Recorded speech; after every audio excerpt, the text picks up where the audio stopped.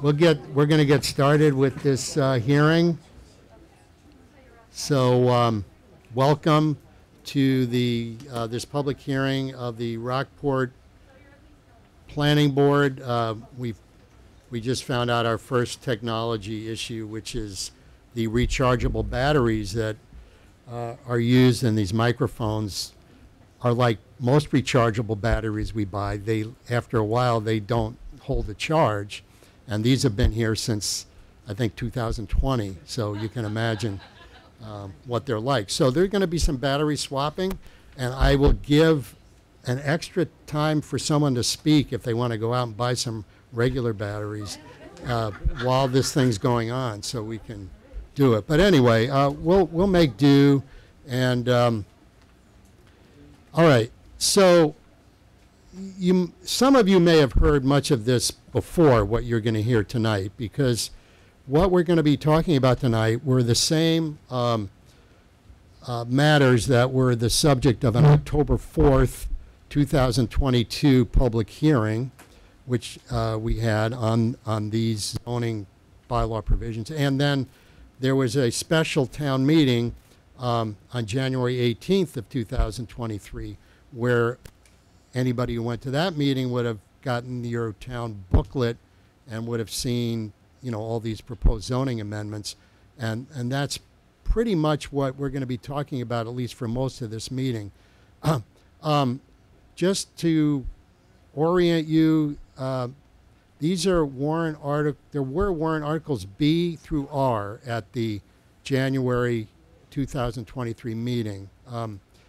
There were votes taken on articles B through I at that meeting. Most of those articles passed, several did not. So it's the remaining warrant articles J through R which are going to be the subject of this meeting. The meeting, as if you attended, remember that we lacked a quorum. We didn't have the 150 people, so the meeting was adjourned, and the Board of Selectmen, or the Select Board, has now decided on a new date for the town meeting, and that new date is going to be, this part of it is going to be April 3 of this year, and that's going to be a continuation of the regular town meeting that is April 1. So it'll be April 1, and then it'll roll over till Monday, April 3. It'll be the same meeting, though. It's not going to be a special meeting. I just learned that now. It's actually taken the town attorney some time to kind of figure out how to do all this.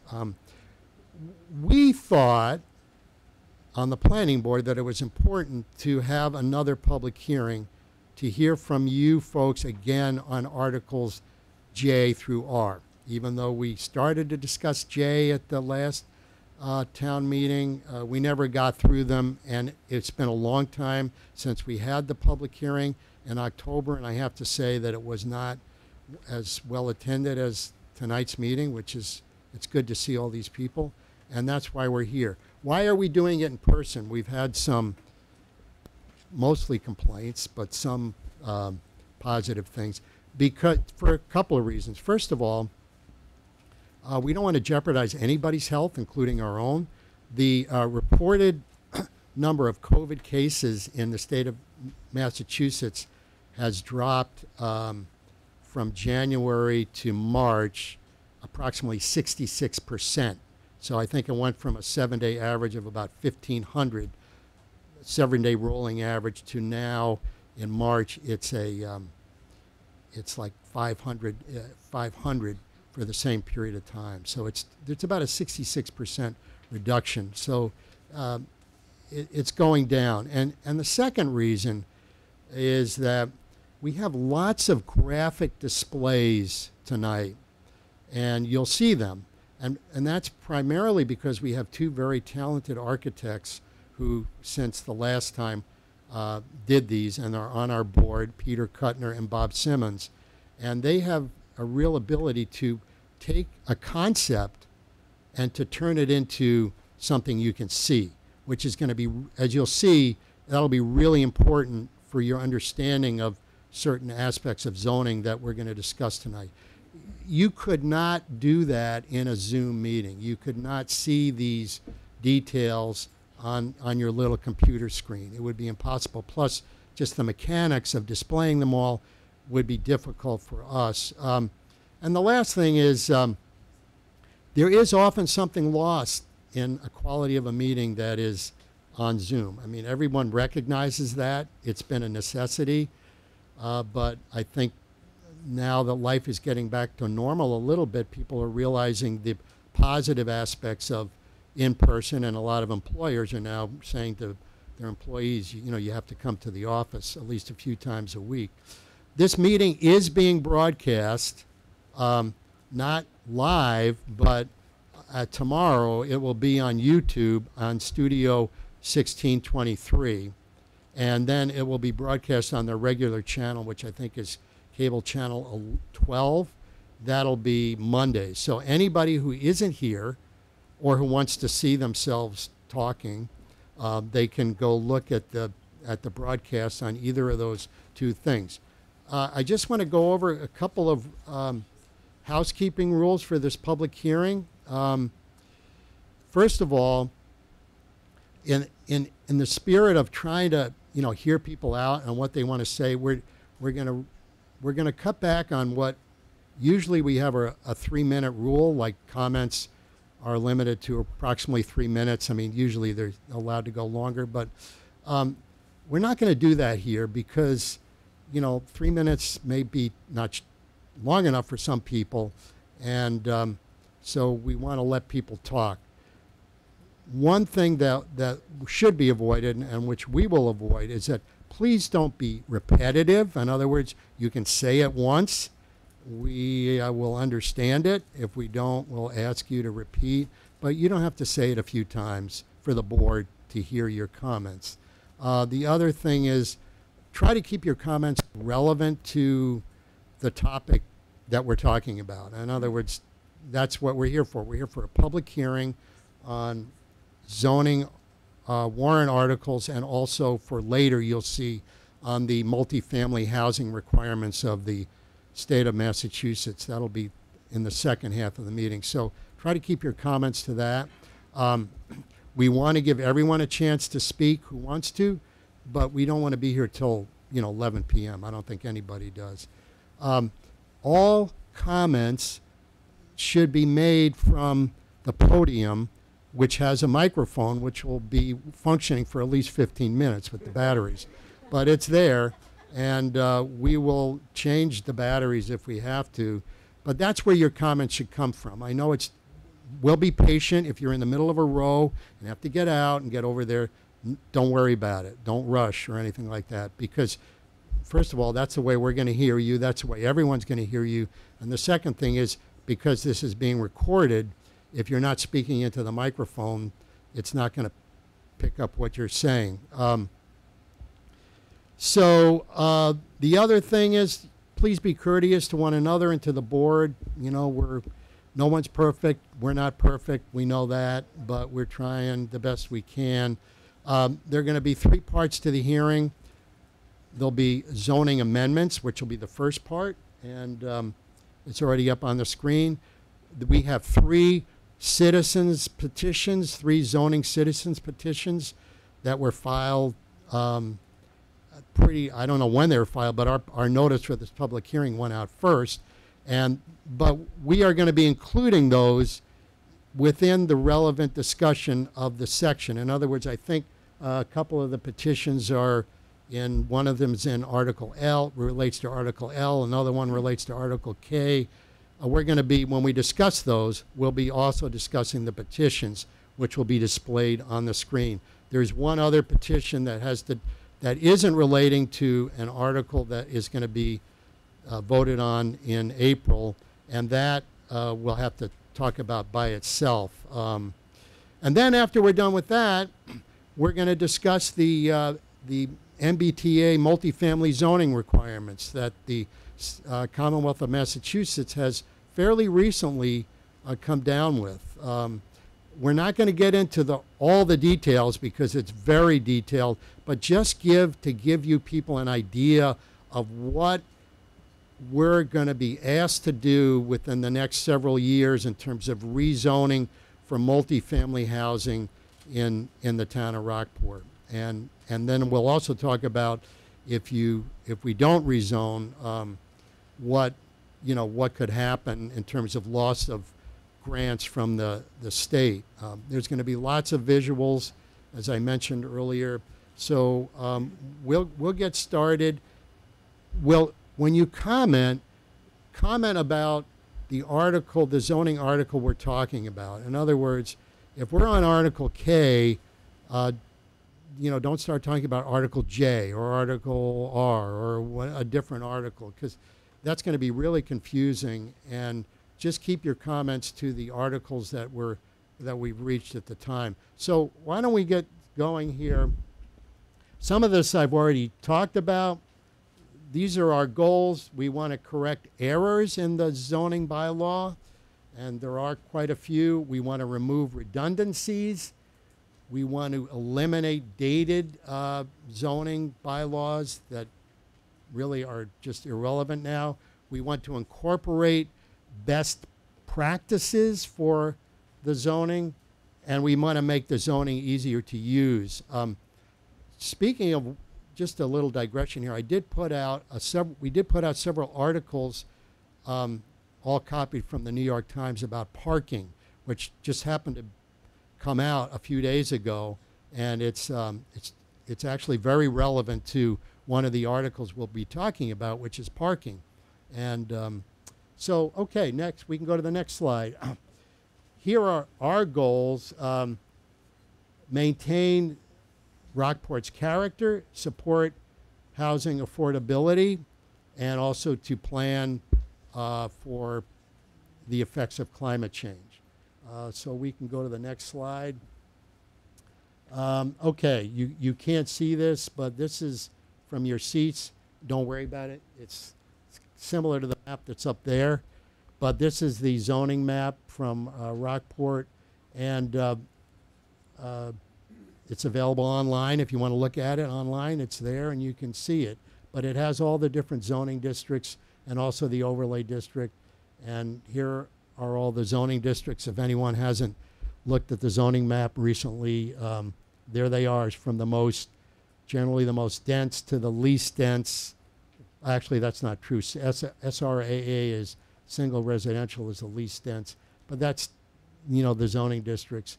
And Peter, do you want to pick it up here? Go ahead. Yeah, this is Peter Kuttner, our board member, who's one of the two architects on the board, and he prepared these slides. He did a wonderful job. So I'm going to let him kind of talk to you about what's on the screen here. We did receive several, complaints at the last meeting that it was hard to see the 8.5 by 11 version of this in black and white that was in your voters package. Try to keep your voice up if you can. You're not a big, excuse me. Yeah. And I'm not as loud as some people on the board. And so there was some complaints. So we thought we'd go through the zoning logic and the criteria that distinguish some of these different districts just quickly. We know some of you are probably zoning junkies and know it by heart. Others, it's kind of new. But as Jason said, this does go from downtown to single residential AA in order of density and the character of the town. So we'd like to sort of protect that. As we walk through the zoning map, what I've tried to do is just color each one separately, because it's a little hard to recognize what's what out of the noise that's in here. But this is the downtown area, and this is the most dense part of town. This is 5,000 square feet, and it's colored red here. That's the one real criteria that distinguishes each one from the ones after it. Frontage on the street requirements gets a little larger as you get larger. Setbacks in the front yard, setbacks in the side yard get longer. But the real determinant is that area per square foot that's the minimum lot size. Now this is by zoning, not by actual fact. There are dozens and dozens and dozens of non-conforming sites in this area. But downtown sort of is the front yard of our community. General, which is farther up, is 7,500 square feet. This is where the tool company is. Then as we get to residential, that's the core of what constitutes the character of the village. This is 10,000 square foot typical lot. For a two-family right now, it's 15,000 square foot. But this is what we think of as the residential area of town, the village, if you will. And like many communities around Massachusetts and the coast, the village is surrounded by areas that are less dense, and then there are more rural areas around that. So residential, our district is 10,000 square feet. Then residential A jumps up slightly to 12,000 square feet and begins to move up the coast. This is the yellow area, moves up north and south along the coast and begins to be a little more open space and more views to the water from people who are passing by. Single residential is the first that's defined as single residential, not one family and two family. And this is a big jump in size to 20,000 square feet. And that's the gold color area that stretches all the way up to Halibut Point and all the way down to Gloucester, which is effectively the rest of the coast edge. So we have a coast here that's going from really dense downtown, as you all experience, and the R district of the village, out to the more rural areas along the edge. And then the biggest area in town, quite frankly, is SRAA, Single Residence AA, which is the most in acreage and probably the smaller, much smaller in population, because these are 40,000 effectively acre-sized lots as the minimum lot requirement. There is this one little anachronism, which is the semi-residential area, and it's circled there. It's out behind. It's on 127, and it's more mixed use. You're allowed to have auto repair and small light industrial and things like that mixed in with the residential. And it's really a recognition of existing conditions that predate the zoning ordinances.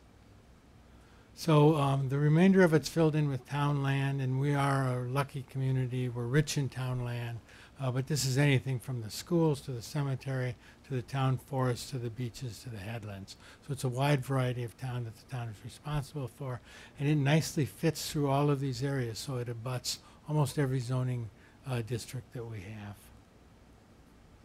have. There's a key on the plan to zoning districts. It's a little hard to understand, but you just need to code the colors to the key in the district. So this map is available, as Jason said, online. And so you can get it on your computer and zoom in and actually see your street on it. The other thing, and I'm just showing this now, we'll talk about it after the warrants, but since we're on the map, I wanted to show this transit-oriented village definition as how it fits on the map. And it's defined by a half-mile radius from the train station. You've probably heard this over and over. It catches a little bit of the beaches all the way across the train station and up into townland behind Evans Field and that whole area back in there. A half-mile circle just happens to be almost exactly 500 acres of our total 11,000 acres that makes up this town. Of that 500 acres, though, the Department of Housing and Community Development has taken a look at what's there, and because of the town land and the wetlands and a whole host of things, there's really only 252 acres that are developable, about half of that circle. The circle itself can be defined mostly in terms of the active districts that we all live in. It includes mostly R, the downtown, and the town areas. The majority of District R is in this TOV and has the access to the transit, and that's the area that has been targeted by the state as a potential area.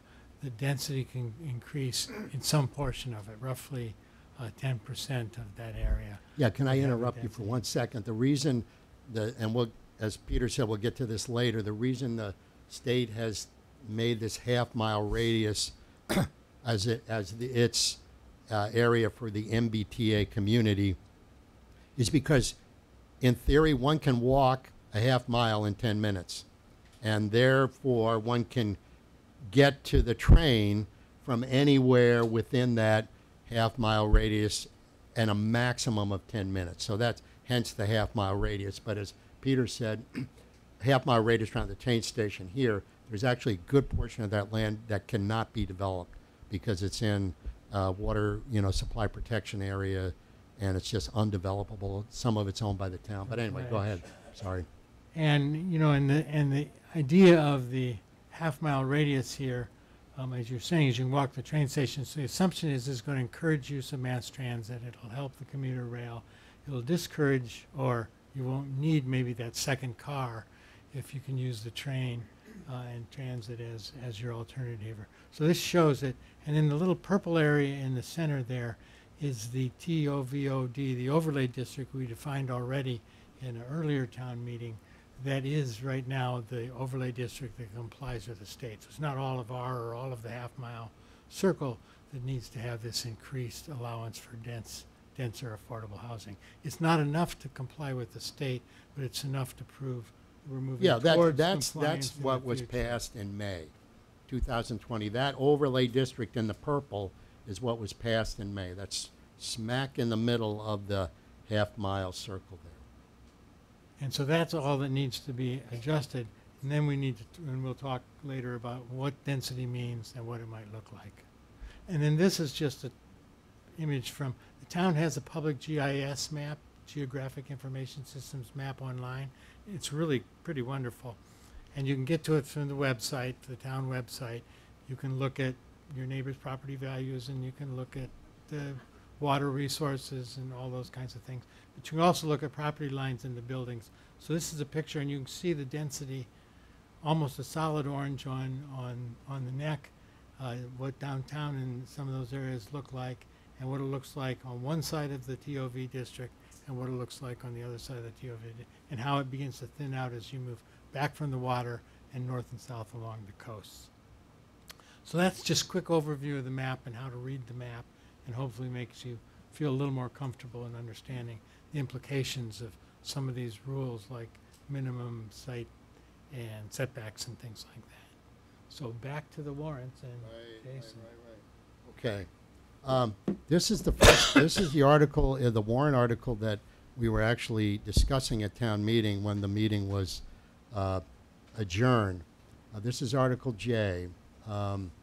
And what was being discussed at the time, I just have to give a little background here, was one of the changes in Article J was to allow two-family homes on the same acreage in the R zoning district, which is currently allowed only for one-family homes. Same setbacks, everything the same, but to allow two-family homes.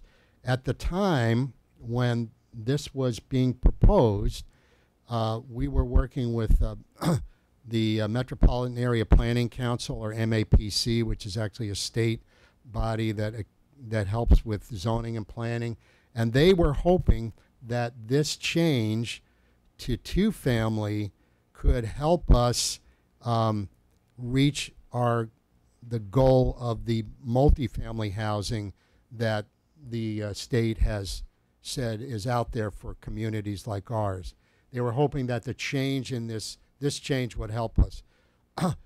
It turns out, since town meeting, that the Department of Housing and Community Development, which is the body responsible on the state level for this, has said that what was being proposed by MAPC would not help meeting the multifamily housing requirements from the state. So we're looking at this and saying, well, why are we doing it now? Why would we want this change, which was, somewhat controversial, if it's not going to help meet the multifamily housing requirements that the state wants towns like Rockport to meet? And so one of the things we are going to propose, and the mechanics of how we're going to do all this, I can't say that they've been worked out exactly by the town attorneys at this point, is to remove that part of Article J. In other words, to amend Article J so that language making the two-family housing in areas that only allowed one-family houses, that will be gone. It's not going to be there anymore. So then no one, who's concerned about that has to worry about it anymore, because we're not going to propose that change because it doesn't help in any way and creates controversy.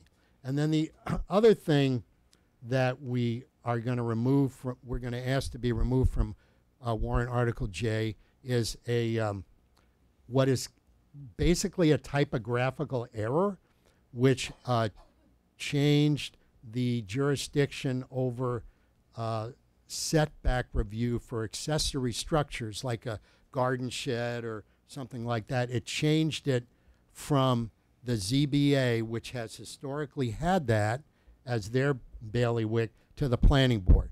That was a typographical error that should not have happened, but when you're dealing with 100 pages of changes, sometimes things do get away from you.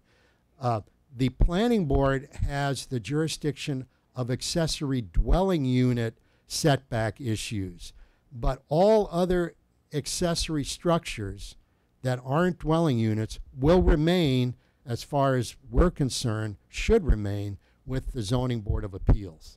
So that's the other change that we would ask the town to make at the April town meeting. The only thing then, therefore, that remains in Article J is eliminating the section that controls, or that states it controls, retail and commercial uses.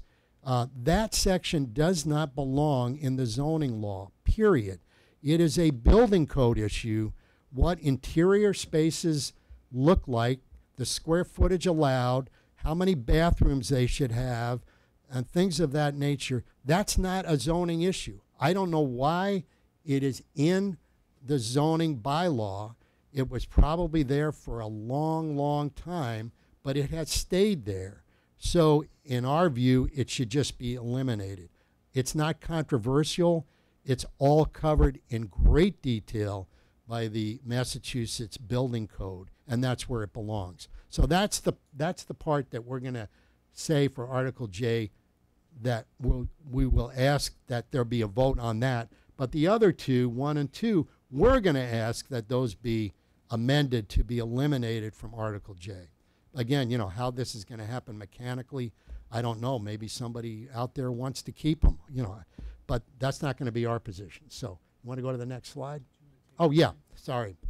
Good point. Okay, now, what we're doing, now that we're on Article J, is we will take public comment, if there is any, on Article J. Again, just repeating two things.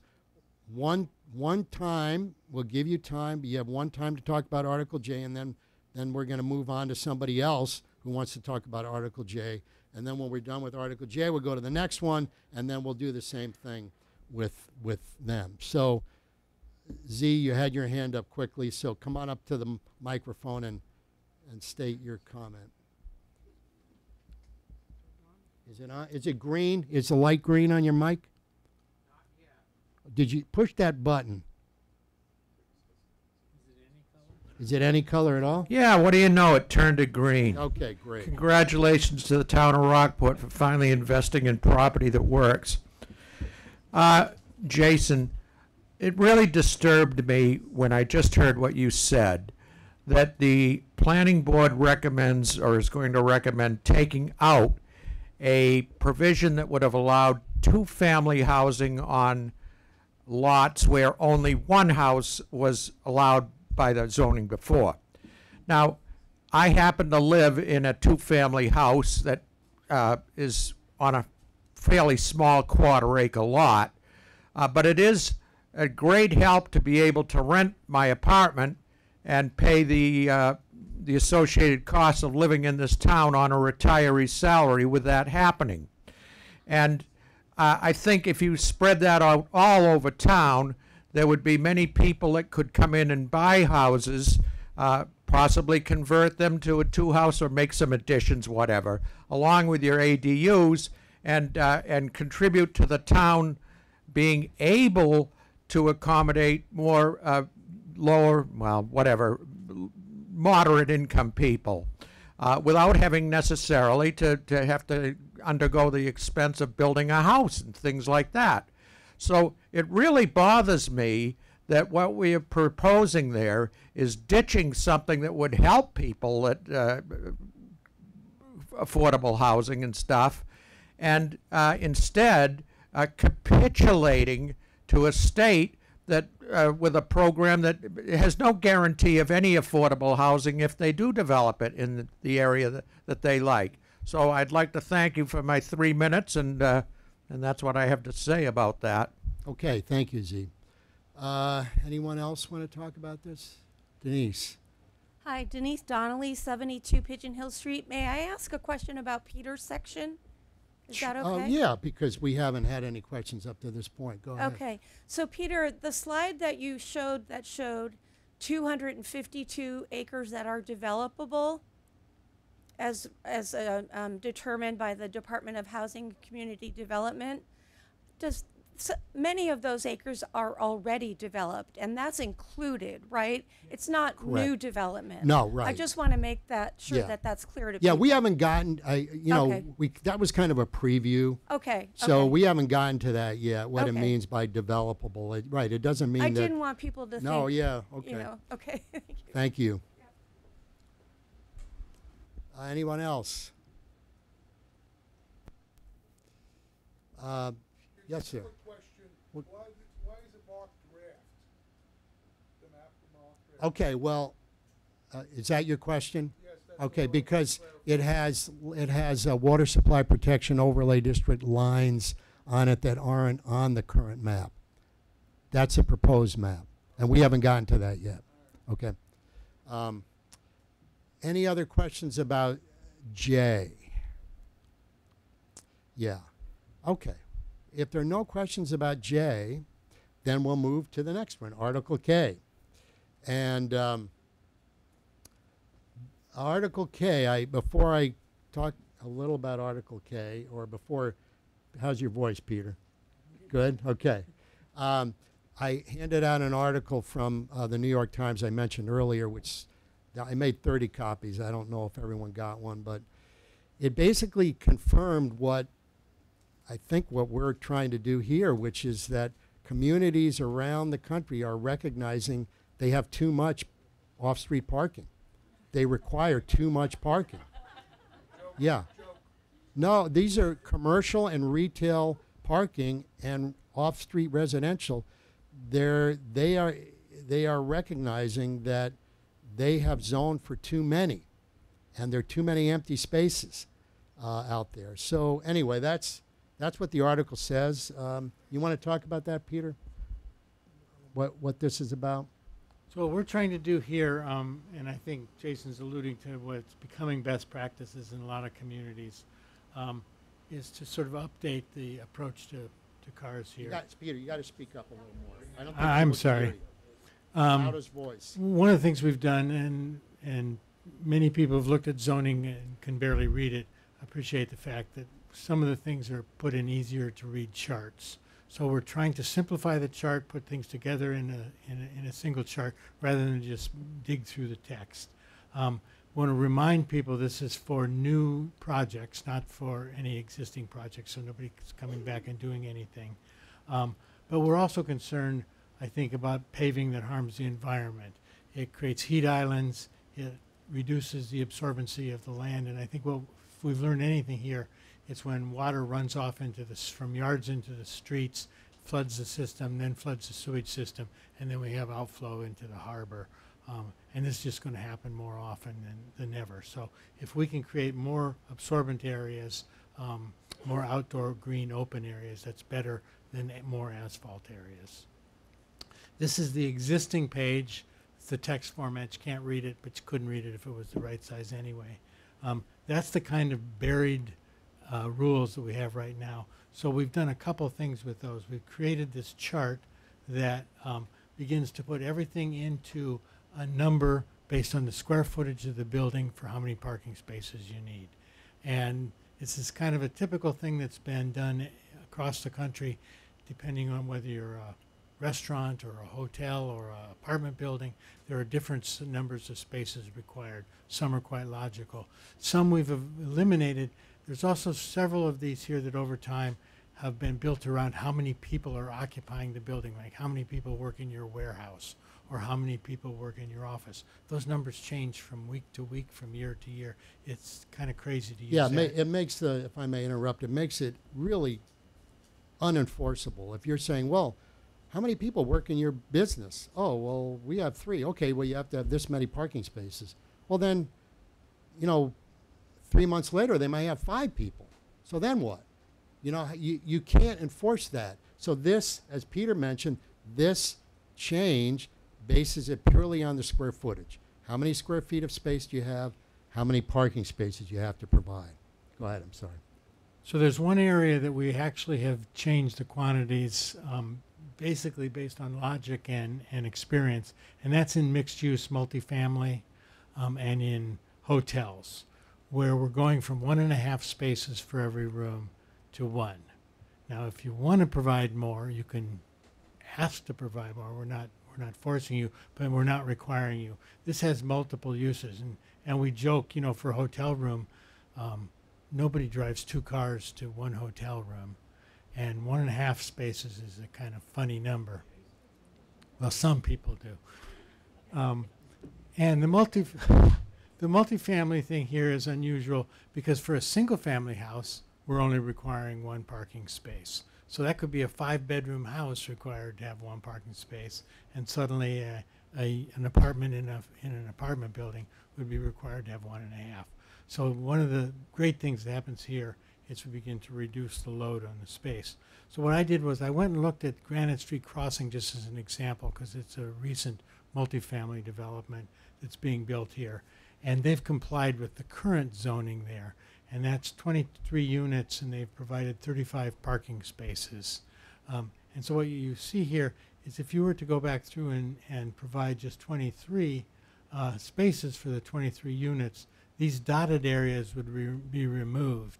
And I think one of the things that we find valuable about that is it creates open space that beyond absorbing stormwater back into the water table, it would allow you to have bigger buffers against the neighbors, and frequently these mixed-use places, neighbors require more landscaping or request more landscaping and buffer between the buildings. You could set things further back from the street, and you could also have more outdoor activity space for the people that live there. So it's kind of a win-win-win, we think, for those. So that's a lot of the logic behind this change in it. The other change here is we have created what used to be called joint and mixed use to shared parking.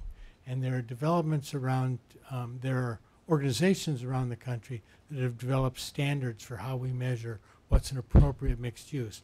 But if you have a mixed use building that has movie theaters that are used at night and residences that are used during the day or vice versa, or any kind of different uses who have very different parking patterns, we can give credit with a special permit if somebody wants to apply for less spaces. So that's basically the basis behind all of the shared parking. Yeah, the shared parking is like right now the zoning says if you have a mixed commercial and residential use, you have to provide parking for both of them separately and independently. It takes no account that these parking areas may be used at different times by the different uses. So you have to provide all the parking for everybody, and what you end up with is a lot of unused parking. I mean, this isn't new theory. This is why communities around the country are recognizing, hey, you know what? We've got to relook at our parking. This isn't on-street parking. This has nothing to do with that at all. Zero. What the parking problem in downtown Rockport has nothing to do with this. This is for parking for new developments, whether they be residential or commercial, that study after study has recognized that the spaces that are provided under the law like we have it are excessive. They never get used, and you end up with kind of I call it a whistle-stop mall effect. How about that parking? You think you ever have a problem there? Never. There's way more parking there than you can ever need. But you know what? When that parking lot was developed, it was developed using the formula that we have today. And that's what we get. So the idea is to let's change that and make it more intelligent and best uses. The other thing about car sharing is we're not just taking our word for it. We're requiring that the applicant do a study, and there are standards for study from the Urban Land Institute And we would require that the applicant provide that planning, the developer would provide the rationale behind the planning at the developer's cost, rather than whether or not we think it works. Okay. Are we done with Article? Yep, that's it. Okay. So, comments on Article K. Yes, ma'am. Thank you very much. Jamie Medea from Oh, 2 you know, Holbrook Court. I'm sorry to interrupt. Do you want to do the citizens petition? Oh, is that, Yeah. okay, yeah. Yeah, well, like I just, we have a citizen's petition. And this is, this doesn't have anything to do with what we were talking about. This is from Toby Arsenian. And it's basically a petition for one of the sections in, let me just get it out here.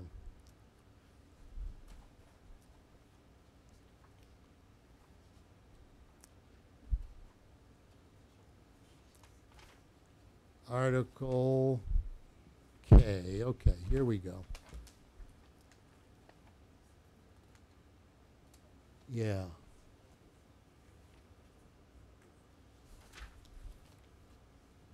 Oh, here it is. It's under D. If you, under conversions, D. And is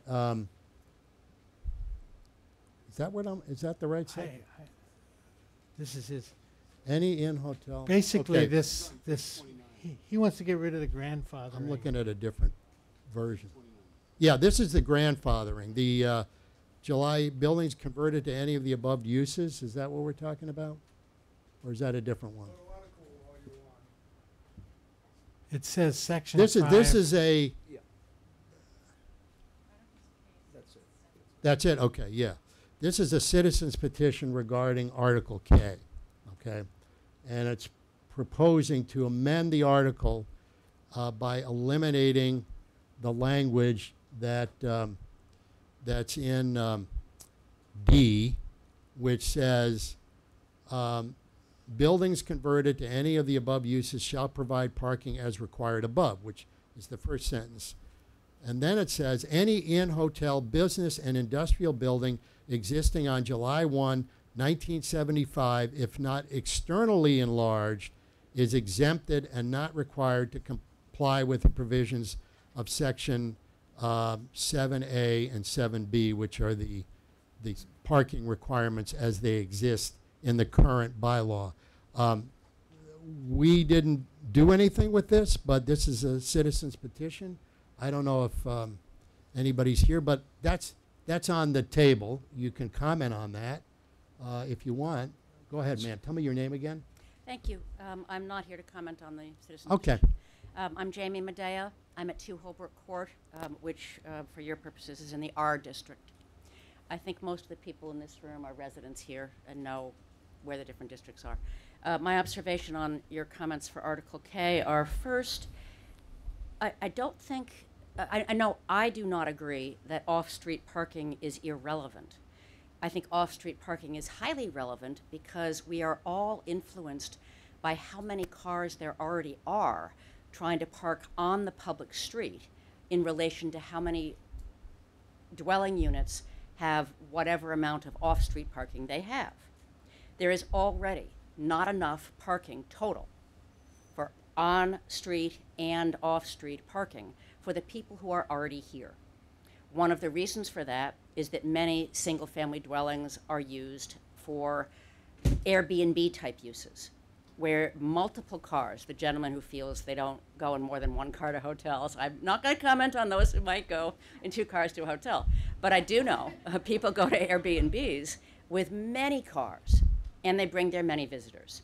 So that's observation number 1. I'm going quickly because there's a lot of people who would really like to speak in general and understand a lot already. So point number 1 was on-street parking is highly relevant. We are not experiencing plenty of parking. Perhaps out in the SRAA, where I think most of you live, there's no problem, but there are substantial problems in R and downtown. And forgive me if I'm wrong about where you live. I don't know. And thank you for your service. I appreciate your volunteerism. I think you're foolish and nuts to be doing it. Thank you for volunteering. So observation number one was on-street parking is extremely relevant, especially when one considers adding the type of development units and numbers that have been proposed. I know I'm supposed to comment on Article K, but it connects to the parking. We cannot do away with the amount of total parking spaces needed because we need them. Even the new developments, I don't care what's latest best management practices in the theory of the Urban Land Institute. I know them well. That's not applicable to Rockport, a destination town for tourists, where we need all the parking we can get for the residents, and then also to accommodate the visitors that we kind of hope to have enough on for business. Number one. Number two, it is simply not true that parking is about permeable and about impermeable surfaces, and they're all blacktop. I do many, many, many developments with very fine engineers and architects, as you are, and I'm sure better people than I can attest that there are many options for permeable parking spaces, easily plowed and permeable to stormwater. So it's simply a fallacy that we need to get rid of parking spaces to protect the groundwater supply or handle runoff. And every new development already has to meet the requirement of not having more volume or rate of runoff in stormwater, period. So the engineering takes care of it. We don't need to worry about parking in that regard. So that's the lump sum, except your example of the parking at Whistle Stop. We had a grocery store once, the IGA, and we needed a lot more parking. If ever that location has a similarly attractive use for many people, we're going to need that same parking. And I really liked your references to shared parking. I think that's fantastic. The only reason we're not using shared parking now is the insurance. I think we ought to either use the town lots that we have in outlying areas. And then there's snow emergencies. We need more off-street parking because we do still get snow emergencies. Whether we needed them or not, we get them and we have to move our cars. So that's limiting myself just to the comments on the articles so far. And I've done as asked. I have one question Yes, for sir. you. Do you know of any commercial parking lot that you find difficult to access because you can't find a parking space in town? What do you mean? Do you mean if Well, I go like someplace? like a store or If I usually have to cheat. I cheat and I go to the back of the Shallon because they don't enforce. So when I want to go downtown, I park back there. Or I have another secret space that I'm not going to say out loud for where nobody seems to enforce quick enough for me to get what I need to get done. no, but I mean like a store or That's what I'm talking about. Oh, Oh, and you remind me. Thank you. You reminded me. Good. I think it's a real problem to omit the need for employee parking. But that's my observation, and I don't think you intended to eliminate the concept, but you did, because you said we're going to do it based on square footage. Uses change. If a restaurant goes out of business, unfortunately, and yet another gallery comes in, they need different parking than when you have a restaurant. yeah, but what our problem was is that the number, it's based on the number of employees, so that number can change from month to month. I understood that And the first time you said your it. parking requirements essentially would change from month to month, which is really unworkable. I understand that the first time you said it, and my observation is that I think it's a mistake. Okay.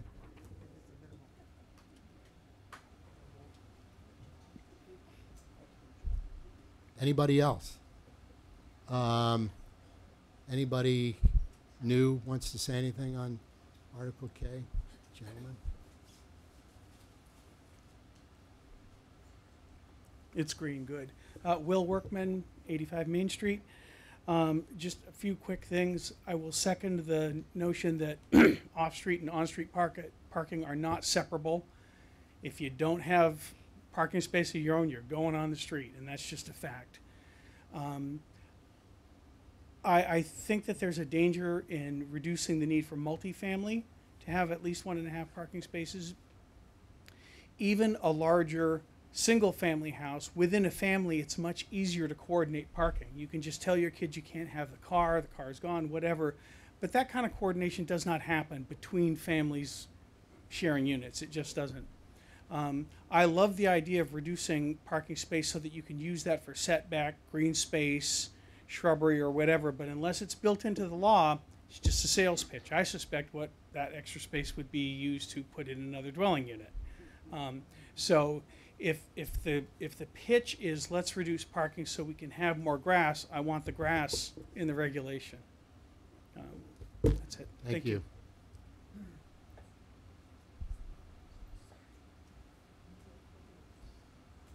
Karin Rasmussen, 7 Smith Street Court. The idea of off-street parking is very crowded in our district. I live down by the gazebo, that area. Recently, we had one building change from a 2-car family with spaces for that, and the building was expanded so that now it can accommodate, I think, 6 or 7 cars for the people who are coming. So what happens is the spaces, we have about 4 or 5 spaces on the street. They're totally taken up by that one dwelling, especially in the summertime when they will have guests. And when they don't have guests, they use their cars to hold spaces for their guests to be there.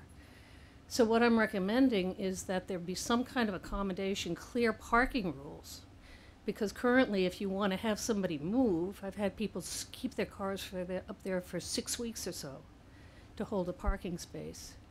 That there be some kind of clear out guidelines and rules for parking, and that it be enforced.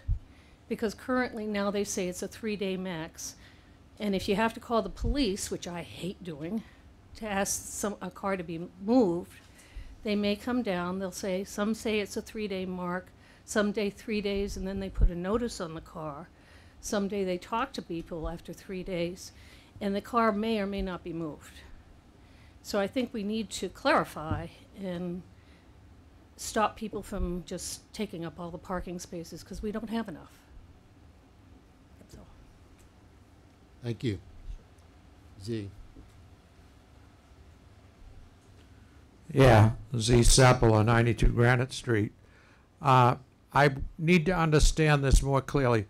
All this is applying to is new development, and it's reducing a requirement of 1.5 parking spaces per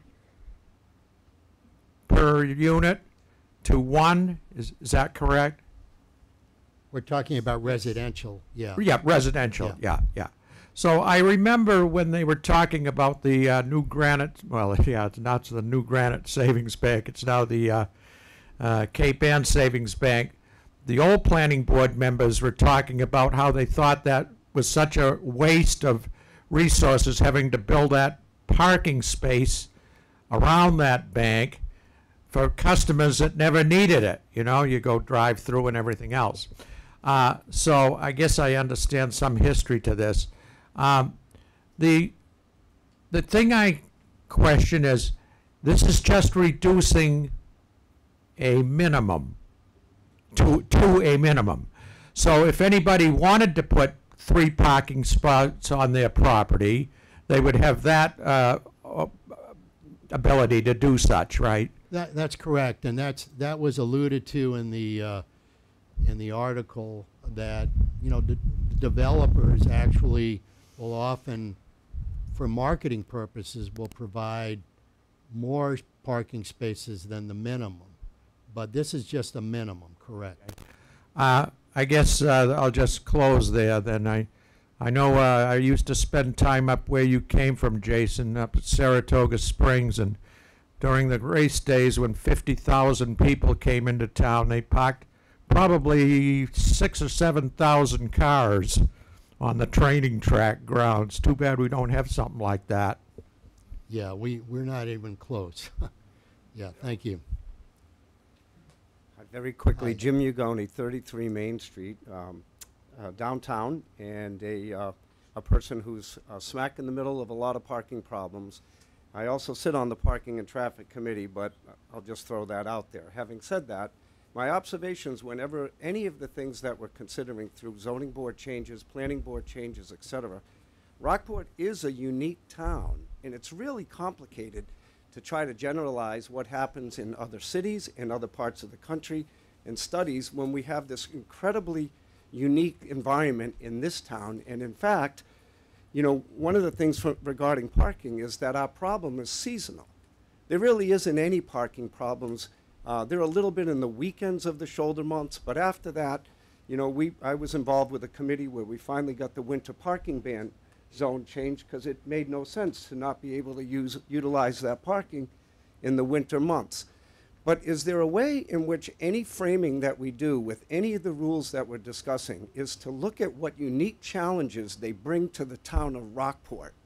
For example, when we state that if we're going to reduce the number of parking spaces anywhere near the downtown area, for some study-based reason, would be insane in July and August. We just don't have the capacity. You know, one of the things that I find throughout all of this, and I'm not a big boater, and I'm not even sure this is the right physical term, but they call it terminal velocity. And at one point, no matter how big of an engine you put on the back of a boat, it can only get through the water at a certain speed based on its hull design. And I don't know what the terminal capacity is for Rockport, but sometimes we have to think what the town can actually handle. Of all the things that, I won't even, you know, there's a lot of things that to unpack in that statement. But parking in particular, for example, if there were challenges brought to any development, maybe we should think about how that development could organize its parking to handle our seasonal overflow and deal with that problem as well, because it's been here and it will be here forever. So just, I don't know how to bring that concept of broader thinking. That would be just my point. And I think you guys do a fabulous job, but you know, the planning of it all, the master plan between the connections of our season, the differences when the train ends in an area, the lack of people that are using that space to go to work. We don't have anywhere to go. The trains have to park here. These are all things you're aware of, but I don't know how to bring them all together in the plan. And I would like to help, but these are the challenges, but thank you. Thank you. Anyone else talk about Article K? Okay.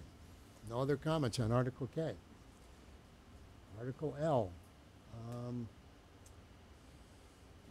Yeah, this is, you want to talk about this? You want me to do it, or? Okay, thank you. Article L. This has a citizens petition too. I recognize that. Article L, and we have a citizens petition, is a trailer. Updated the definition and storage is limited to 30 days on your property. Microwave antenna section is deleted because there aren't any anymore. Technology has passed them by. The 3, which is the subject of the citizens petitions, eliminates absolute prohibition, which is in this Article L, special regulations, of shared septic systems. And there, that is one of the proposals that's in Article L, and I believe we have a citizens petition that's directed to that. Yeah, here it is. It wants to delete the proposed language, which says to minimize environmental impacts where practicable, residential units will have shared or clustered septic system. And I think it says, let me just find that.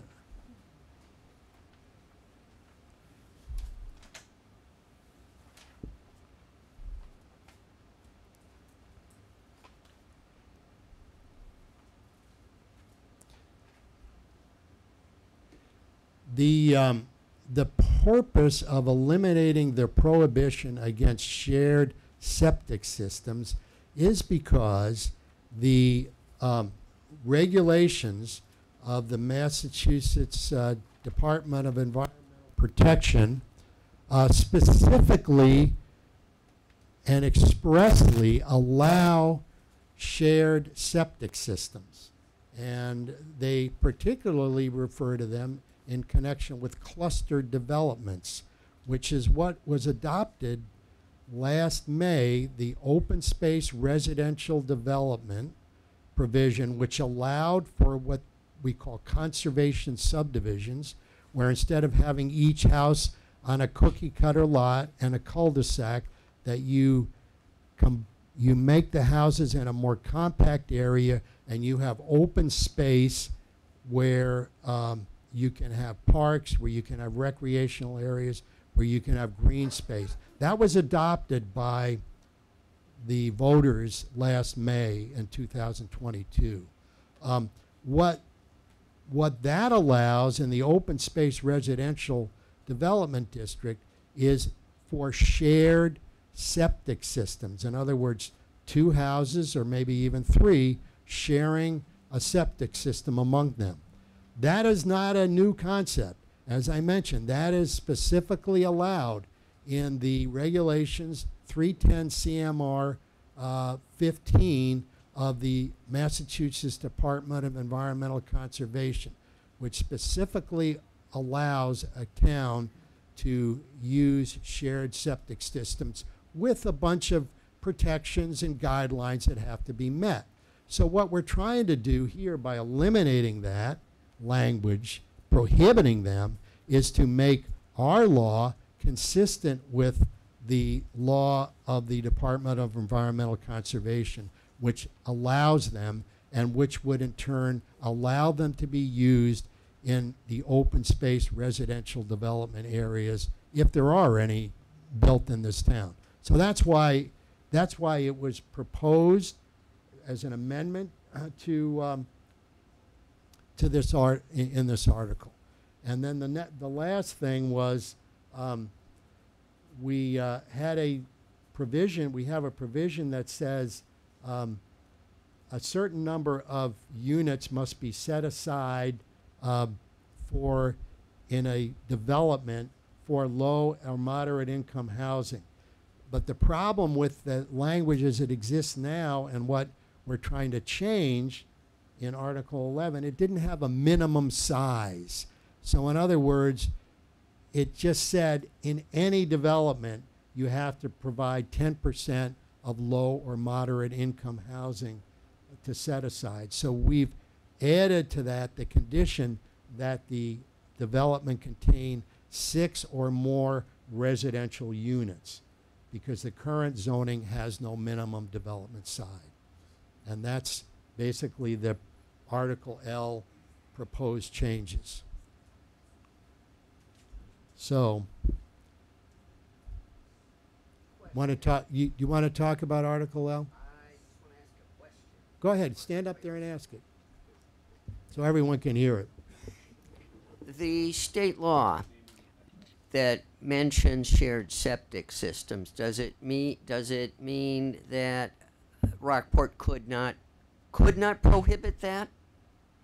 No, that's why you wanna it make it- doesn't mean that they couldn't, but it shows that they are allowed statewide by the Department of Health, and that it would be good practice to allow them, especially if we have an open space residential development.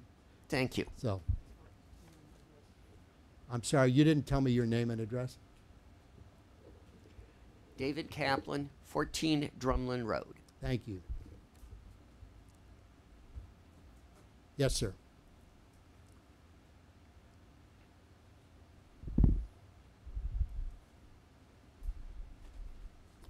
Hi, Ron Newman, 9B Tars Lane West. I'm also the chair of the Board of Health. And the Board of Health is interested in this, of course, the septic system portion of this. And I think it still is somewhat confusing. There were 2 sentences addressing this in the original bylaws, and the second one was deleted.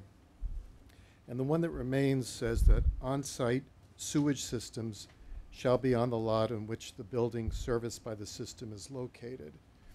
And so does that mean if there are 3 lots serviced by this one septic system that the leach field would have to spread across all 3 lots? Or it's just confusing, and the Board of Health would have to enforce this? Well, understood.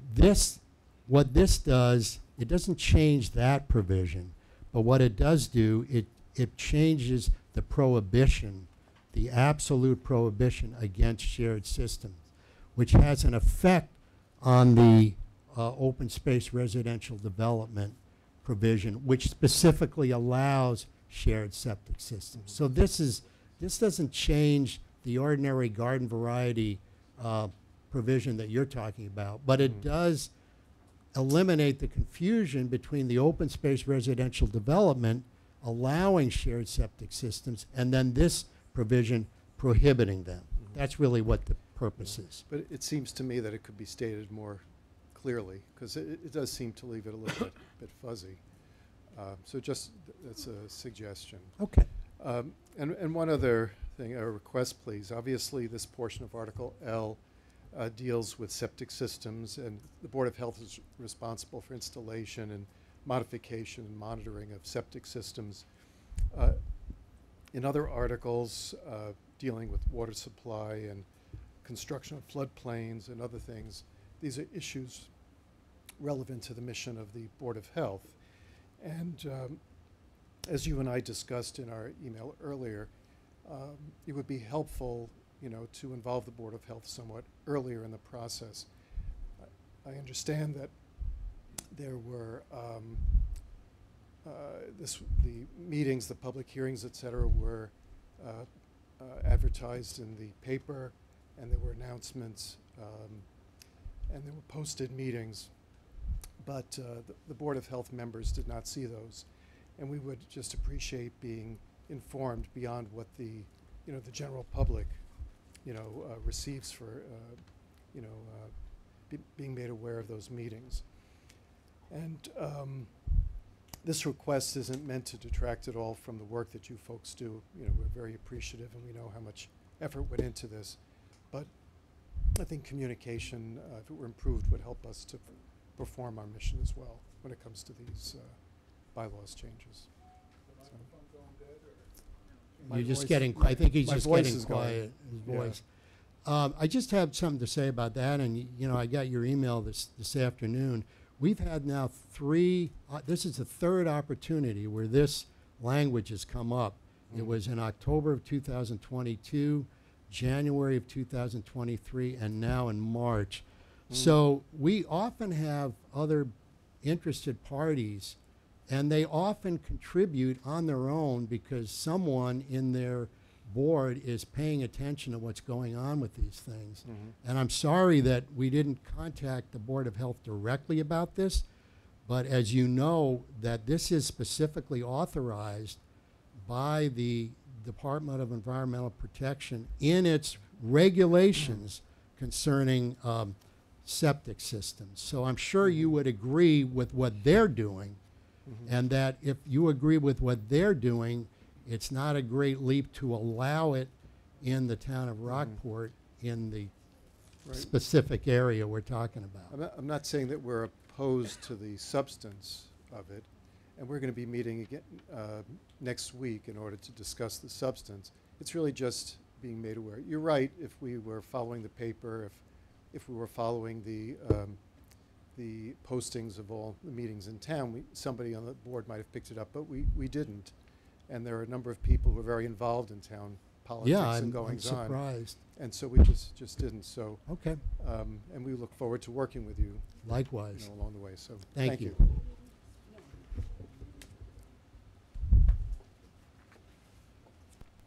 Hi. Hi, I'd like to speak. Sure. My name is Michelle Allison Elwell, 43 Curtis Street in Pigeon Cove. I'm also a local realtor here in town. And I have a lot of experience with selling and listing properties that are on septic systems. It's a real problem in this town, and the majority of them usually end up failing. So I'm very familiar with the Title V and how things go. Now, I will tell you, for resale value, homes are worth more money if they're on sewer than if they're on septic. And also for resale, when you have a shared system, it becomes a problem when you're selling, especially if the buyer is going to be getting financing and is not a cash buyer. And I was just wondering if it's about time, perhaps, that maybe the town thinks about, since we are all on ledge here, doing tight tanks for situations to keep the environment a little cleaner around here with our grounds. And then also for number 4, I think that the wording low is not good. I think it scares people, and it tends to make a lot of people in this town prejudiced. I think it would be more appropriate. I think moderate's good. More appropriate for wage appropriate housing, or perhaps sliding scale fee housing, because the word low income scares people. They don't understand it, and low income is different than affordable housing. And I don't think a lot of people in this town understand that, and it's something that they need to be educated on. Affordable housing is a better word to say, I believe, than low income, because these are people that work here in our community for our town workers, DPW, our school teachers, our recess monitors, our school bus drivers. It just means that they're working, but it takes them more than 2 paychecks just to pay for the housing, just to keep a roof over their head. It doesn't cover, you know, 1 paycheck, and then they have 4 other paychecks for the rest of the month for their utilities, for their clothing, for their everything. Food is very expensive now. So moderate or affordable income is people that work. They just don't have a large income coming in to afford everything. So I think that if we made it a little bit more friendly in the terms of, you know, wage appropriate or moderate income is more pleasing than the word low, because low income, that's usually people that don't work, you know, that do not receive a paycheck from a job. And I think that it's really important to just change that word. Thank you. Thank you. Okay, so a tight tank, I know, I've sold some property in West Gloucester, and there's some, I believe, that in Ipswich that do it. So we have a lot of ledge here. Septic systems have gotten extremely expensive to put in this town. I mean, they've gone from 15 to 30,000. Now they're up to 65 to 85, or all the way down in the way south, deep south, then $100,000 for a septic system for a 3-bedroom. It's outrageous. It's ridiculous. And regular buyers that are buying here, they can't afford to buy a house with all their funds to get in, even if they could get a rehab loan and then replace the septic system. It's not happening. I've tried with properties to do it, and you can't do it. People with cash, no problem. You Yeah, can ma'am, buy a I house just want to with a tell you, field.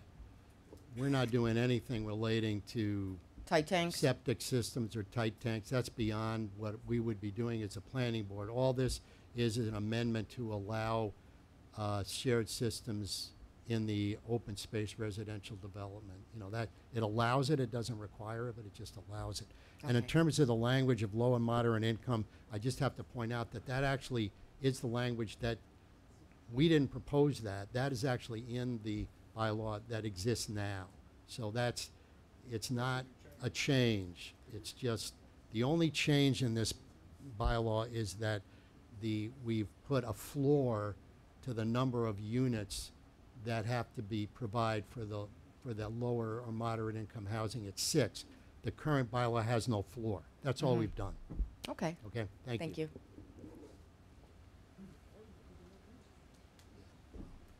Hi. Thank you. Hi, Jamie Medea, 2 Holbrook Court. That's exactly what I wanted to ask about. I don't understand a floor for there to be a 10% set aside, because it sounds as though it's encouraging 6 and more residential developments before one of those units can count towards our 9.6% needed for affordable housing and not have to deal with 40Bs, as opposed to counting as many people as possible. I have neighbors who rent to Section 8, and we wish that could count towards affordable criteria. So I'm not understanding what floor is. Is its purpose to take away what counts as affordable, as a possibility or to add to it? No, it just, it adds, it makes the size of the, right now the language just says a development, requires a development. It has no size limitation at all, either up or down. And so what the proposed language is to make that the development has to be at least 6 units for there to be a required set aside for low or moderate income housing. I That's see. all it does. Okay, that makes sense. I think it's But if pretty there's an much math. I mean, I understand what you're saying. And if there's an absence of definition of development, perhaps that's what's the Well- issue. From my perspective, the more housing units we can count, because they are indeed restricted or used for an extended period for year-round housing, the more we can get at actual affordability. Thank you. Thank you. Did you have a I was comment? just going to say, this is basically some math. We want the leverage of somebody coming in and saying, I'd like to develop something. We say at least 10% of it better be affordable. You can still build a 3-family that's all affordable. But you don't have to, you don't have to. But if you have, if you're building a 4-family and 10% of that, which is 0.4 of a unit, has to be affordable, then you round down. I hear you. So this is the lowest number that we can leverage because you have to round up. So So if- 10% of a 6-family unit would be 0.6 units, which you have to round up to a unit. So you have to have at least one of those 6 has to I be understand. affordable. So if that 4-family that you were talking, excuse me, the 4 units that you had proposed we had on our ballot and voted down for the residential of the R district, those 4 would not have had to have one No. set aside. We'll And talk this about it makes again more later, clear. but the MBTA thing is not about affordable as the big capital I A understand. affordable. Yeah. Then I'll just end by saying, again, I think the goal is to have more year-round actual housing, not just more units that people treat as second homes and rent out to Airbnbs. Thank you very much.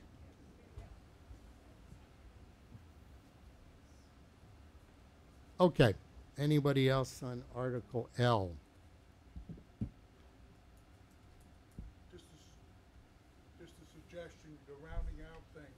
Well, you want to stand up here and talk? Sure. Well, what I'm saying is, Well, why don't you tell your name and address, and then John you can make your Filikowski, comment. 5 Phillips Avenue, but it would be help the town and all so forth if you either commented about the rounding up, because it's an obvious, on the face of it, impossible, but you don't have a rounding up note or comment to add to that would clarify the requirement that you're seeking. The rounding up is already in there, so that's the only reason we Oh, didn't it's not highlight there? it. You It's just already didn't put it there. in there? Yeah, we Okay. didn't have the base, but we had the roundup. Okay, round so down. it's somewhere there? Yes. Okay, all right. Okay. Next article.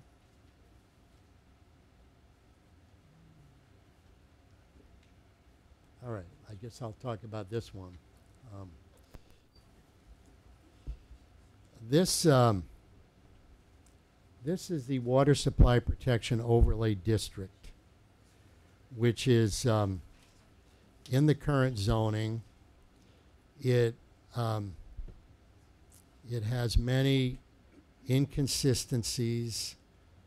It is not clear, and in some ways, the current law violates the requirements of the Massachusetts Department of Environmental Protection, because it allows the town zoning board of appeals to alter the borders of the Water Supply Protection Overlay District, which cannot be done by a zoning board of appeals. It can only be done by the DEP in conjunction with the town meeting.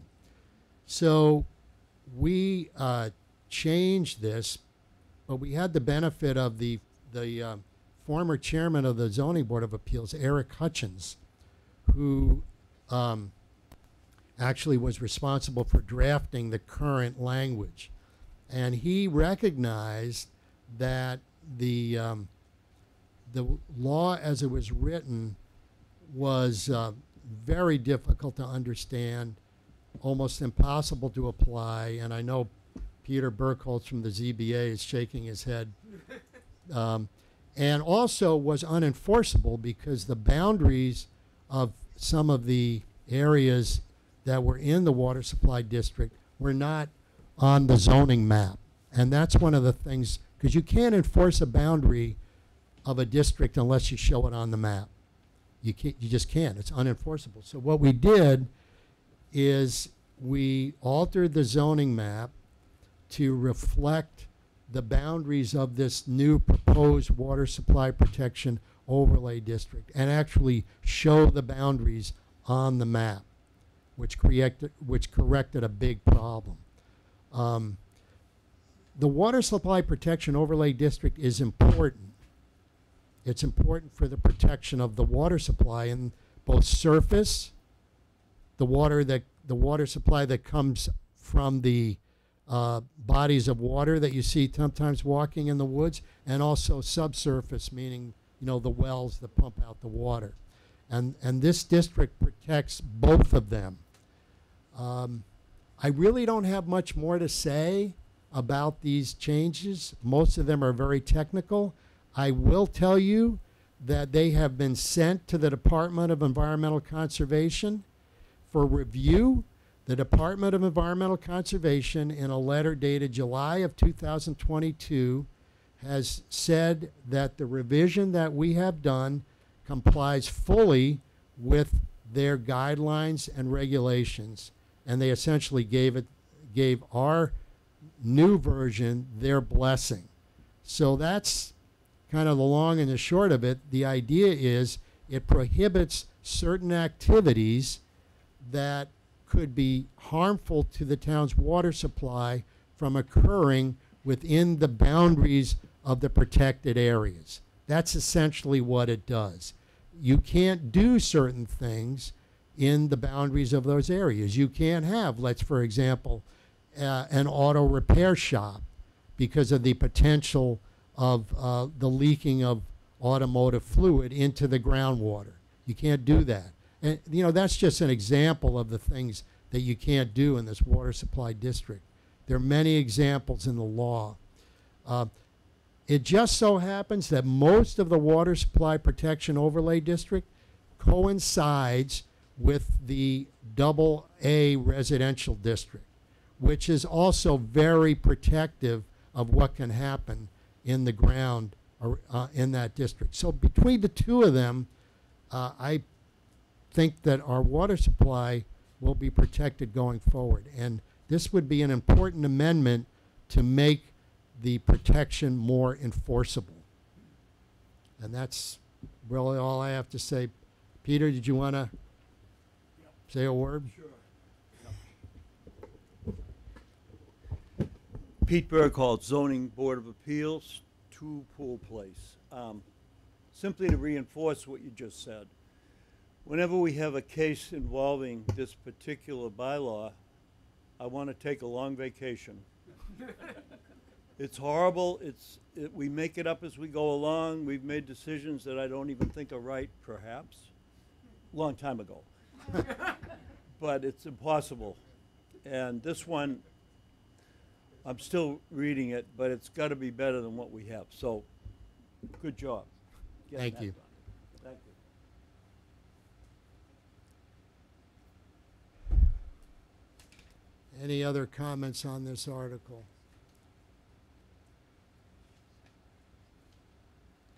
All right. Happy about that. Move to the next one. All right, Tom, why don't you... Tom Meekus has been very involved with this article, so I'll let him address this issue. Just make sure that you're speaking up. So. Oh, yours is... I have no battery power. Oh, okay. We'll do a switch. And while you're talking, I'll take yours into the... do that. All right. Is it working for me? Good. Yeah, just speak up loudly. So the coastal floodplain district is in our existing bylaw already. And just so you can become as familiar as possible here, the district is defined by FEMA's special flood hazard area. There are two types of zones. The V zones get flooded, plus they have waves that are higher than 3 feet. And the A zones also get flooded, and they have waves, but only up to 3 feet. So when they say this is a special hazard area, the hazard is to property, occupants, and to first responders if they have to come out during. Thank you. A reflection of this risk is that these properties would have extreme insurance rates, and I can testify to that. When I first bought my house, a quarter of it was allegedly in the V zone, and the insurance rate was going to be through the roof. Fortunately, I was able to prove with an elevation survey that it really wasn't in the VE zone, and it was a huge difference. So that's an indication of what kind of risk can be there. The other risk is toxic materials. When an area gets flooded, you can release all sorts of toxic materials and cause environmental hazards. And the hazards will only increase. I hope most of us believe that this is a problem that is existing and growing, so this is going to continue to get worse. I think the most controversial part of this, as Peter will probably comment on, is that there's a provision in here about the allowing of new construction in a velocity zone if it's surrounded by existing construction. I call this infill construction.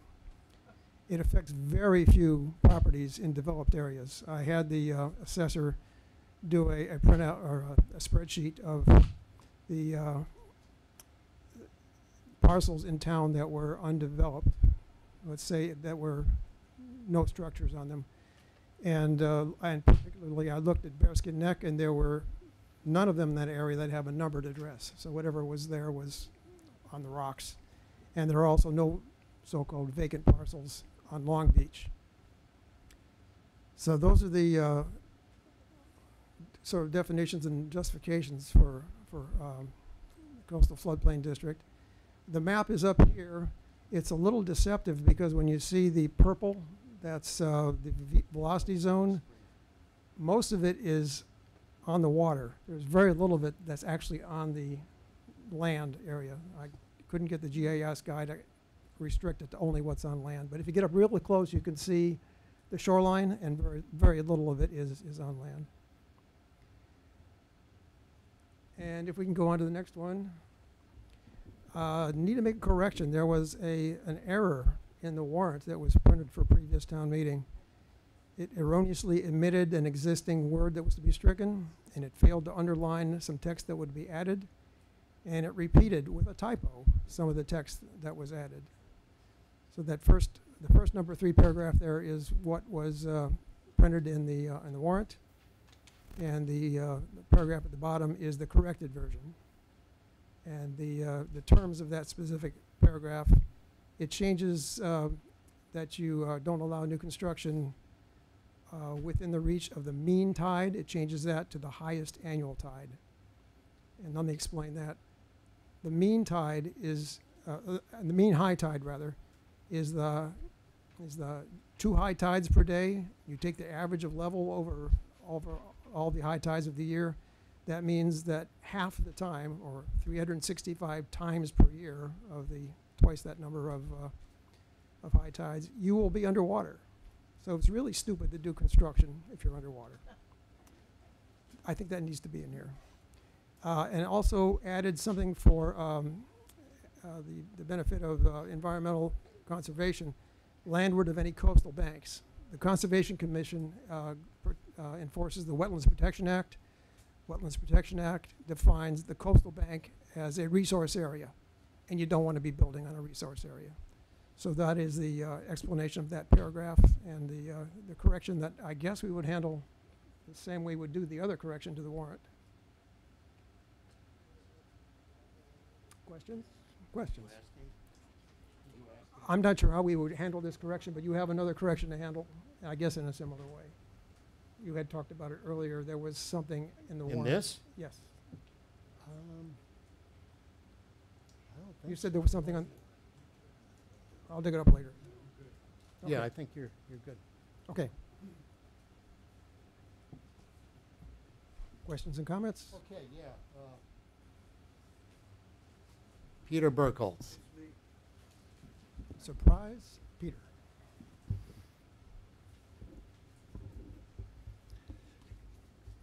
By way of introduction, Pete Burkholz, Two Pool Place. I'm the vice chairman of the ZBA.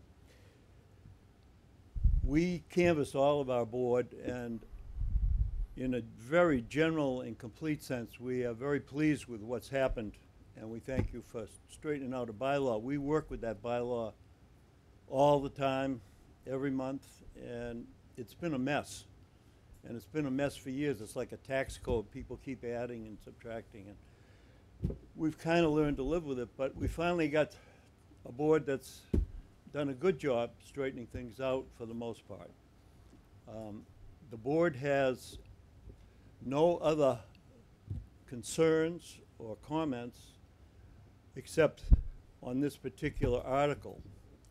And we have some, I think, fairly serious issues with the way it exists now, the way it's proposed, and we think it needs a lot of work. So what I did, Mr. Chairman, is keeping in short, I've written this down. I'm going to read it. I don't like reading, but I'm going to do it to get it straight and get it across quickly. Concerning bylaw, and this is from our board. Concerning bylaw section 9, coastal floodplain. We all know about global warming. We're almost sick about hearing about it, but it's here. The weather's changing. The oceans are coming up. In future years, it's going to get worse. And the structures in our coastal floodplain are obviously at risk. The existing bylaw allows for repairs and improvements in the floodplain costing less than 50% of the value of the structure before the damage is done. And we're talking about water, basically, here, and wind. For structures incurring more substantial changes or damages of more than 50% of value, there is no recourse presently to repair or rebuild these structures. Think about that for a minute. So there's nothing that can be done. You're going to lose it. For structures incurring more substantial damages where more than 50% is required, there's nothing. I just want to make that clear. A special permit under the present bylaw can be issued by the Board of Appeals to build new and do some renovations in a house under certain particular circumstances, as Tom just mentioned. Half acre or less, and it has to be surrounded by structures that are in the floodplain as well. This is fairly limited. It doesn't happen very often. We probably had, I've been doing this a long time, 30 years, we probably had 5 or 6 of them, if I can remember. So that's in there now, but it's coming out. And our concern is that the change is being removed and the proposed bylaw leaving no recourse for coastal property owners in the floodplain to even build new or improve on their property. No more. Don't do a thing. Just let it fall apart, I guess. A more pressing concern, other than the one I'm just mentioned, which doesn't happen all the time, a more pressing concern is the future risk of flooding on Bearskin Neck. And those conditions I just mentioned, the half acre and surrounded by similar homes and businesses, that's Bearskin Neck, perfect description. So just with no recourse, this is a very pressing concern that I see and the board sees for our town. I'm going to describe it for you. And I think this is an opportunity, by the way, gentlemen, for us to get into this and straighten it out and kind of prepare for the future somewhat as we talk about changing conditions that this town is going to be subject to from the acts of weather. So at Bearskin Neck, if we have a big coastal storm, and we've just had some very, very good examples of this down in Sanibel, Fort Myers, Captiva. We've also already lost our motive, and that went down the drain a couple of years ago. And we can see, I just saw a high tide, I guess it was a couple of nights ago, it was about 1 foot below T Wharf. So all we need is for someone to sneeze and that thing's gonna come up like this. So we are very, putting ourselves in a very, very precarious position. Neither the building inspector nor the ZBA would be authorized either now or under the change to issue repair building permits for substantial damage, as no relief is specified in the existing or the proposed bylaw. Just think about that for a minute. Owners of damaged property would no doubt turn to the courts, claiming lost value and lost use of the property. Fortunately, in the serving time I have, we have not had these issues, but increase of damaging storms, as I just mentioned, and huge water surges will be here sooner or later, hopefully later, after I'm retired. So there are obviously some floodplain structures that are extraordinarily vulnerable, probably not should be rebuilt, and there's really no argument about that. However, I believe that the citizens of Rockport would really want to see serious damage repaired on Bearskin Neck, and that's, as you can see, the wrong color. The distant future may well see the neck in Long Beach no longer viable for structures. I mean, who knows? They're talking about putting clouds up in the air now, I guess, but we are a very long way from this time when the viability of these properties is gone. Section 9 must be given serious attention soon based on the concerns that I described. Article N concerning bylaw section 9 should be withdrawn from the Springtown meeting to be revisited in the near future. Thank you. Thank you. Okay, go ahead for the next one. Just If I could reply to go ahead. You're on the board. You can. Peter's reading, I hate to read as well, but I will. I will read in reply to your having read. I am reading from the Rockport, Massachusetts Hazard Mitigation Plan, approved by the town in 2020. Bearskin Neck. Bearskin Neck has been subject to severe recurring flooding. Bearskin Neck is surrounded on two sides by water and subsequently is at risk by wave action and high tidal surges. All the properties and roadways in Bearskin Neck are at a high risk for flooding. The area is in the velocity zone, which is the most severe classification on the firm maps.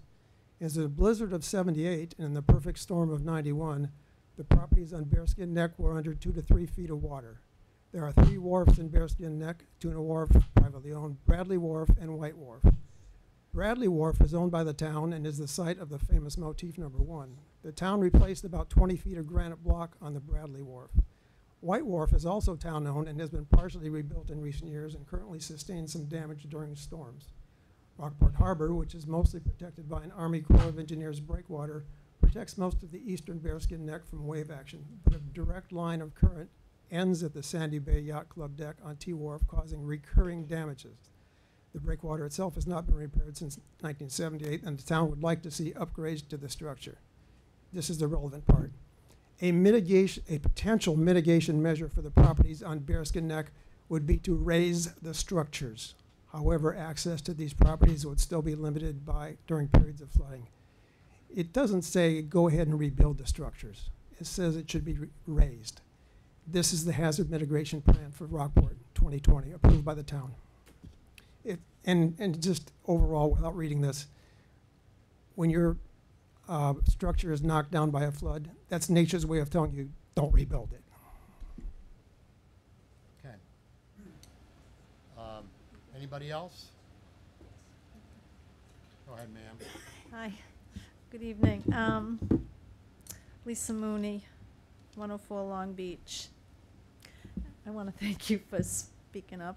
No, I'm kind of reiterating kind of what you've already said. So I just want to know kind of what this means for the Rockport residents living at Long Beach who perhaps want to rebuild, want to winterize their home. If there was damage done at a storm and they wanted to repair, what would happen? Could we do that? Are we considered grandfathered in for this?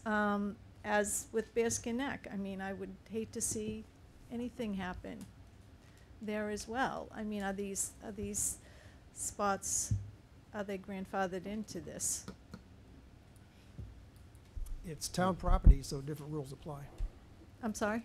It is town property, so different rules apply. Okay. You're So talking- what would be considered then for Long Beach? I think town property is exempt from zoning. So if a home at Long Beach wanted to be rebuilt or winterized or any kind of additional construction done to it, would it be allowed? I'm not the one to rule on that. It's a building inspector ruling, but I think so. Well, you're talking about, I think we're talking about apples and oranges here. This is specifically a provision that deals with houses on a quarter of an acre or less and are surrounded by other structures. That's all this modification would affect. So that's as Peter mentioned earlier, and I want to get into a debate here, but that's what this, I can say pretty safely that that's what the amendment that would eliminate that provision would affect, and that's it. So you're going, you're taking this to more than this amendment would apply to. Quarter acre or less, surrounded by other residential dwellings, and it would not, right now, the provision allows an application to the Zoning Board of Appeals for a variance applying FEMA standards to allow a rebuilding. And it's still subject to all the other requirements in this part of the bylaw, including the 50% rule. So that's still there. That has not been touched by any proposed amendment. That's So still there. so what you're saying is if we went through the proper channels, then we could possibly rebuild or winterize I mean, or whatever. it's kind of a hypothetical, and it's hard to answer in a hypothetical way, but you can see what it eliminated. It may grant a special permit for new construction or substantial improvements, provided that the proposed structure shall be erected on a lot of 1/2 acre or less Okay. and surrounded on all sides, not halfway, but all sides, by lots improved with pre-existing structures that are below the base flood elevation. Those are the requirements that is in the section that we're proposing to eliminate. So I don't know if your house fits in this category, or Well, I you're mean, all the surrounded on all houses sides, there you're are on that's less all. than. I don't know. Yeah, I mean, That's what it affects.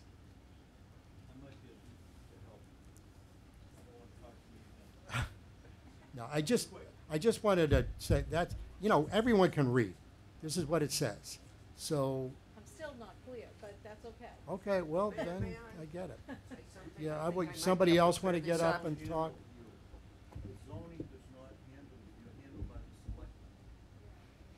David Kaplan, 14 Yeah, because Drumlin Road. because it's town property. I believe what's think being said is that this particular zoning change does not affect you. Is that true? Does not affect this nice woman here? Correct. Well, no, it wouldn't apply to her property if she's on. There you go. Okay, is that what you Now, wanted to know? Other thing like, yeah, there you go. We started by saying it's town property and it's different, but then we got off on all kind of other things. All right, I'm glad we answered that. At least we answered something. Aye. I'll be, oh, phone man? I was gonna look for bank accounts. Jamie Medea, Holbrook Court. I'm not sure I understand the second part of this, if you could flip to the next one. That one, yeah. Is it all new construction is prohibited? Any new construction prohibited within the zone VE unless it's landward of the reach of the high tide or the landward of any coastal bank? In the velocity zone, yes. Okay, then I respectfully ask that we need better definition, if it's not too late, of new construction to include maintenance and repair, deciding what that means if it isn't already in there, and also to address public access facilities. Because public access facilities like a harbor walk are structures, and we want them to be located along the top of armored coastal banks. They still count as coastal banks, but they're already armored. So respectfully, I think that needs some clarity. Thank you. Okay, you're talking about seawalls erected by who? Seawalls are a form of armoring. No, I'm not disagreeing with you on that score. Yeah, I'm Just- saying a harbor walk on top of a seawall, for example, is new construction. And we would want it. It's public access. It's a structure. Is that count as new construction? There should be an exemption for that sort of thing. And in my just personal opinion, not necessarily universal, water-dependent uses that are intended and construction, and they're intended and designed to work with the flow of the ocean. Those are specifically treated differently in the Chapter 91 laws for the state, and I think they ought to be specifically treated differently in a coastal floodplain protecting district with respect to new construction. That will also save the town takings claims because the land can still be used for some function. Thank you. Yeah, we'd be happy to help, for you to come back here after we're done with town meeting and help us rewrite the other provisions of this law. I can't do it if it's after town meeting and you've already passed this prohibition. No, we haven't. If this goes into town meeting, it gets voted on, and then I can't.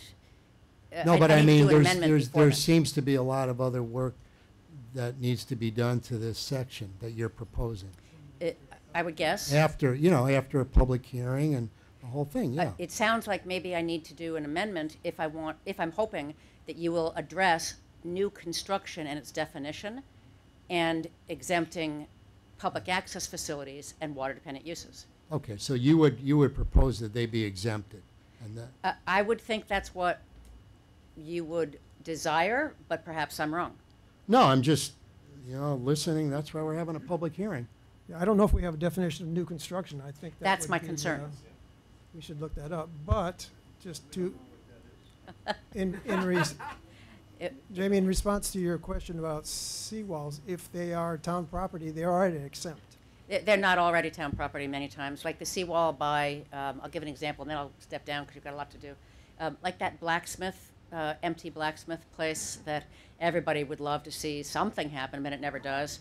That is out over the velocity zone. So they would need to either elevate or they need to repair to get themselves in shape. But if you pass this, they can't. Up to the 50% limit. I'm saying you need a definition of new construction, and I hope you include exemptions for water-dependent structures like public access facilities, which are water-dependent, and other water-dependent ones that are already designed to be adaptive to the tide. Thank you. Thank you.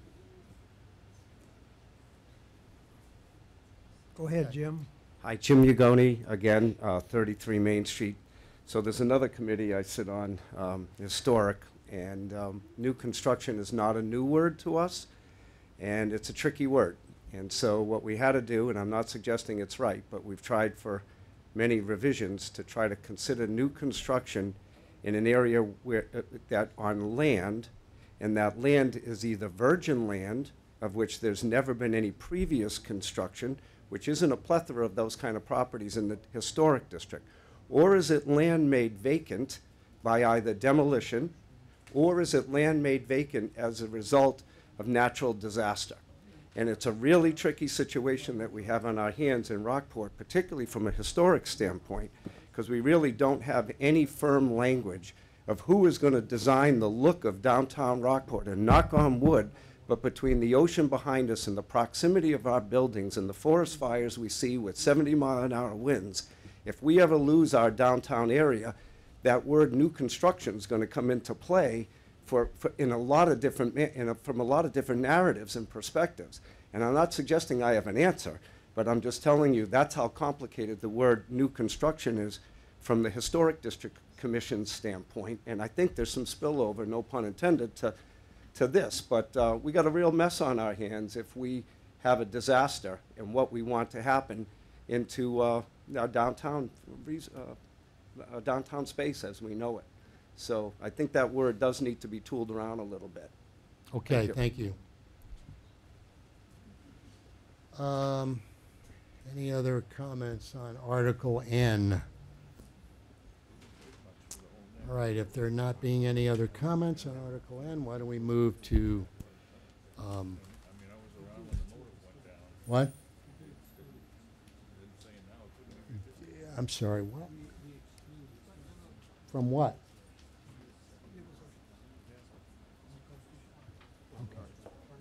Okay. Do you want to say that?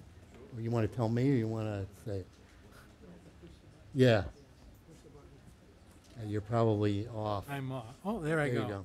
No, I just wanted to point out we do exclude historic structures, anything on the state registry or the national registry. You got to speak up, Peter. The Yeah, too much. Too much. The existing regulations already and continue to exclude historic structures on the state or the federal or the national register. Okay, let's move on to Article, where are we? Article O, yeah. There are no substantive changes to Article O. They're just nothing to anybody would want to talk about. Just renumbering and underlying. And so I don't think anyone would have any comments on that, and unless someone really wants to talk about it, I'm going to move on to the next one. Article P, that's pretty minor. That's simply removal and fill. That's Section 13 now, eliminates provisions that exempt refuse disposal filling in by the town from site plan review. The town doesn't operate landfills anymore, so they're not filling anywhere. So that's why it's being taken out. There's no substantive changes to that. And then Article P. Oh. Q, sorry. This is the site plan review article, which is actually relatively new. It was adopted a few years ago, I think 2019. It just requires that if someone has a site plan that they've gotten approved by the planning board, requires a certification of the town clerk that 20 days has elapsed without a challenge to the site plan, and that it be recorded in the registry of deeds in Salem, Essex County, before work is commenced. That's pretty consistent with a lot of other approvals that now it's on public record in the registry of deeds. Anybody looking up this property can find it and would find it in any kind of a title search, and that's why those changes are there. It's just to make it consistent with a lot of other approvals that require both of these 1 and 2 requirements. No other substantive changes to Article Q. And I think this is the last one coming up. Next one, yeah. What? Article R, yeah. All right. This is important to the building inspector, and he said as much, and I can see why. Basically, it provides him with a framework to handle building and zoning complaints that are made to him. And it protects the people who are making the complaints too, because it requires certain procedures that the complaints be in writing, and requires the building inspector to investigate them within 14 days of when the complaint is filed. So that's important to someone who has a complaint, where they don't just say something to the building inspector and then the next thing you know, they never hear back from him and try to reach him and he's too busy or whatever. I'm not saying that about our building inspector here, but that could happen. And then also requires the building inspector to give written notice of the violation to the whoever's committing the violation and demand that they correct it. Okay, that's the second thing. And that's assuming that the building inspector finds the violation. The building inspector does not find a violation. The person who filed the complaint must be notified. You filed a complaint, we looked into your complaint, and you haven't, and there isn't a violation. So those two things are new. And the fourth thing that is new is, and this is really important for the building inspector, because right now he has basically no enforcement authority. And this gives him the ability to commence a civil proceeding with the potential of a $300 a day fine for every day the violation continues. That's the maximum, but you know that's the potential for it. So all these provisions are, you know, these aren't new. These are things that other zoning codes have to allow for enforcement of zoning violations. And the building inspector has asked that that the town adopt these, and he's in favor of them, and we're in favor of them. So we'll, anyway, Article R, if anybody wants to comment on that. Denise.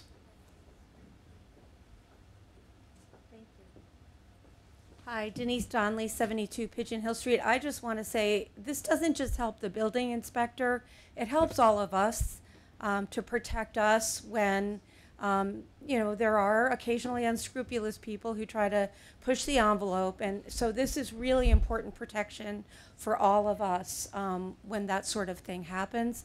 I also just want to take this opportunity to thank the planning board and to thank everybody who came tonight. It's so heartening to see so many people at this meeting, so I just think it's great. Thank you. Thank you. Appreciate it. All right, I think that's it. Oh, sorry. Where? Yeah, Which one? yeah, unfortunately, that's not Oh, it. right. Yeah. Is that you? Just your petition? Are you commenting on R? What do you? I want to comment on what we just talked about. On R? That article. Oh yeah, go ahead. It was what a blessed relief it was to go through the last three of these things pretty speedily without too much concerns. And had I known that, which I perhaps should have, but it's been a long time since everybody went through this. Is there any way that you guys can structure your meetings so that these simple things get done fairly quickly? Or do you always have to anticipate that we will be here till 1 o'clock at night based on past performance of earlier articles? Is there any way you can try to estimate what is non-controversial and can zip through? So we know that we've got 4 more left instead of 14. You know, I'll think about it. Thank you. Well, I'll that's get back to good you enough. Get back to you about that, Z. I think we had to Good do- enough. We had to do them in alphabetical order. Yeah. Bob. Z, would you let us have a consent agenda like the selectmen do?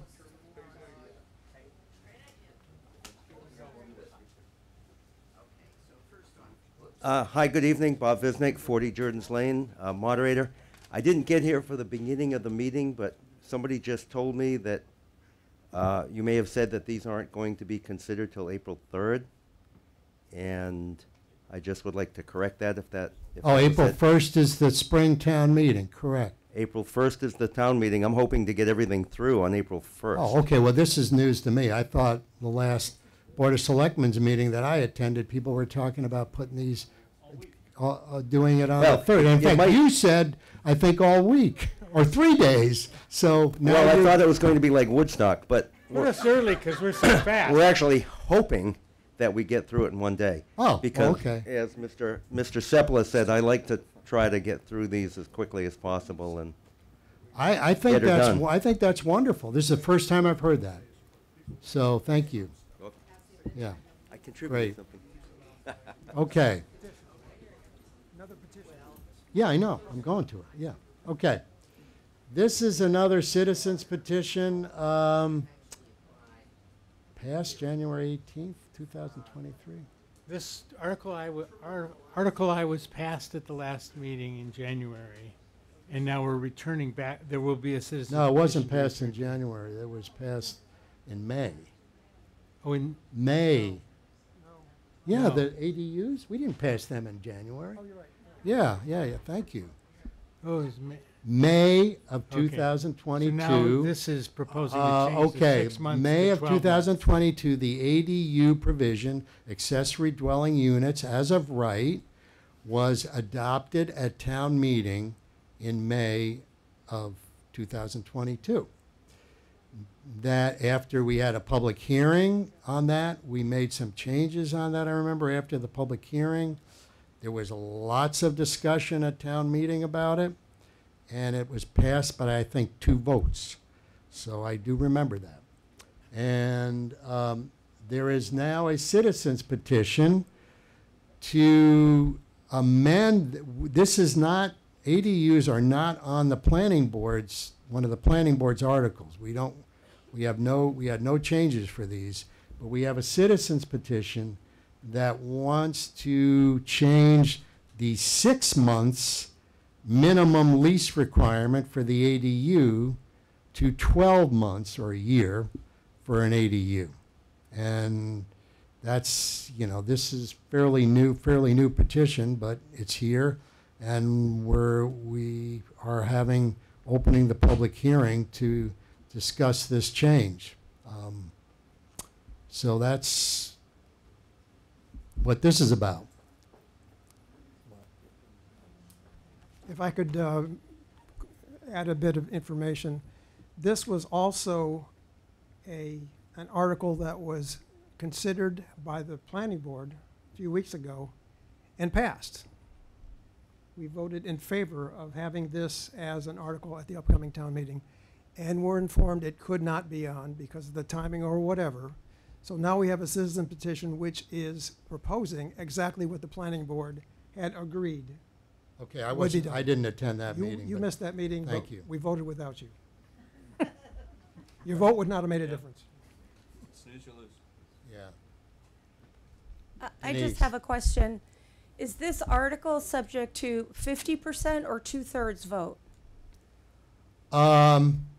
That's a good question. I think because it's the ADU provision, and I'd have to talk to town council on this, but I think it would be the 50% because it's the same provision. But it would have to specify some. Usually, I think I know with the articles that come from us that if they're 50%, they have to be separately voted on, and it has to be explained to the voters that it's 50% would pass it and not the 2/3 otherwise required. But I don't know the answer to that. Oh boy, a bunch of hands up. Z and then Ms. Mateo. Okay. Yeah, I'll be real quick. This is simply to make the fact that ADUs fulfill in purpose, that it isn't something where somebody rents it out night after night to transient. No, it's not that now.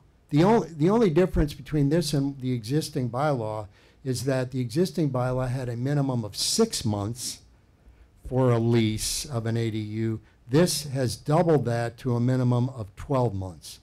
It was ADUs under the new law were never allowed to be like Airbnbs or anything like that. It was 6 months. This is made 12 months. It makes it, okay, all right, thanks. And 6 months could be a seasonal rental. It would not be permanent housing. okay. That's the point. Trying to get Next permanent housing. person, Jamie, you want to? Thank you. Jamie Medea, 2 Holbrook Court. Thank you. That's a terrific change. It's a good step towards creating actual housing. Thank you very much. Okay. Anyone?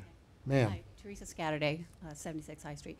The only issue with this I see is that a lot of us have aging parents that may be snowbirds. So this would eliminate those people to be able to rent out for another 6 months. I do agree. Say, I'm sorry, what would it eliminate? So say if we have someone that. Is your microphone on? Yes. Okay. So say if we have an aging parent that wants to live with us for 6 months, it eliminates being able to rent it out the other 6 months and still, have income. So, I mean, I do disagree with the short term. I think that that's a smart move. But 6 months is not short term. So in my opinion, I think 6 months is long enough. It's not like you're creating a seasonal rental. Okay, thank Okay, you. seasonal is short term. Yeah, I can see an argument for 6 months. There are circumstances where someone may be permanent, but they don't want to stay there for more than 6 months. But, we went through a lot of this back a couple of years ago when we adopted this, and we landed at 6 months, but maybe I don't think there's been any empirical evidence that anyone has developed to show that somehow the 6 month frame is being abused for transitory, for not just seasonal rentals, but, that's the purpose of the 6 months was to keep it from being an Airbnb. I mean, that was the point. And some people don't think that's enough. Okay. Anybody else? Shell Allison Elwell, 43 Curtis Street. I think that this is wonderful. I'm also working with the Inclusion Committee for the North Shore Association of Realtors. And so what some of the towns are adapting, and Haverhill is one of them, is that they're allowing this unit, and it's for 12 months with a lease. Now, it's not to say that, some people do go away for the wintertime, maybe 3 months, maybe 4, and that's fine. But the lease is for 1 year. So, it's occupied by that person. The lease is with that one party.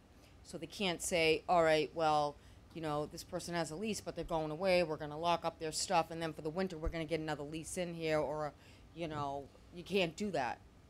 But this is great because by having these units, some people might not agree, but how I see it is I sell a lot of affordable property on Cape Ann, and it's getting more out of reach for a lot of people. We have a very large population of aging people in Rockport, and we need to take care of our elders. Now, some of them, they can't really live alone, or they need help, or someone to be there at nighttime for them. So what this would allow is, if it's an elderly person that has the home, they can have the accessory dwelling built attached to it. Some of the towns are saying, like Swampscott, it has to be attached. Other towns are saying, okay, you can have it, but it doesn't have to be attached. Or it has to be inside of the house and not... Yeah, ma'am, may I just interrupt you for a second? Yeah. That's all been decided. It's in the law now. So the only part of the law that's being subject of this petition is the time frame of the lease, 6 months or 12. I think that's We great. have attached and detached ADUs. It's in the Yep. law already. Thank And you. then maybe just have them have proof that the lease is signed to show the town that, yes, it is a 12-month lease, hopefully with a relative that they're taking care of. Okay, thank you. Anybody else want to talk about this petition? No? Okay, let's go to the fun part.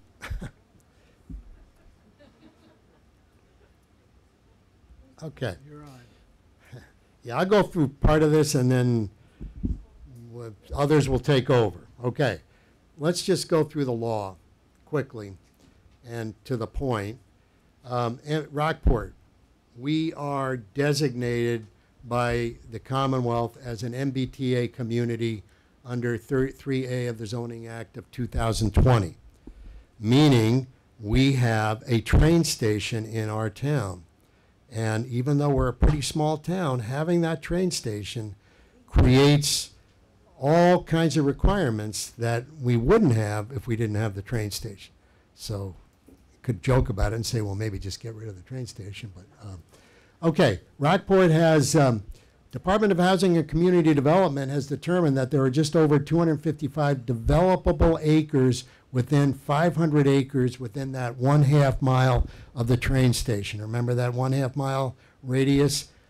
The DHCD has said of that land, 500 acres, we have 250 acres that are developable. And as Denise brought up a while ago, developable doesn't mean unimproved land. It just means it could be developed. It may already be developed, but it's developable, as opposed to land that isn't, like land that's in a swamp, land that's in the Water Supply Protection Overlay District. Rockport, this is all from DHCD numbers. This is on their website. You can look at it if you want. Rockport has 4,380 housing units. DHCD has calculated taking 15% of that number of units that we need zoning that will minimum provide for 657 multifamily units. Yeah, that's what their that's the minimum standard. Okay, next. Okay. 2 DHCD concepts. Minimum acreage for multifamily housing in Rockport is 32 acres. And minimum unit capacity, as I mentioned earlier, is 657 multifamily units. So there are acreage requirements and multifamily unit requirements. Okay. Now it gets kind of complicated. They say that 40% of those 657 multifamily housing units must be within that 1/2 mile radius of the train station. 40%, not all 657, but 40%. So that means that 263 units must be within 1/2 mile of the train station. The remaining units for multifamily housing can be anywhere in the town, according to the DHCD. And then their acreage requirement is also diminished within the 40%, because remember I said there was 32 acres minimum for multifamily housing? Only 12.8 acres of that must be within 1/2 mile of the train station. So that radius of the train station is important, but it doesn't mean that everything has got to be within that 1/2 mile radius.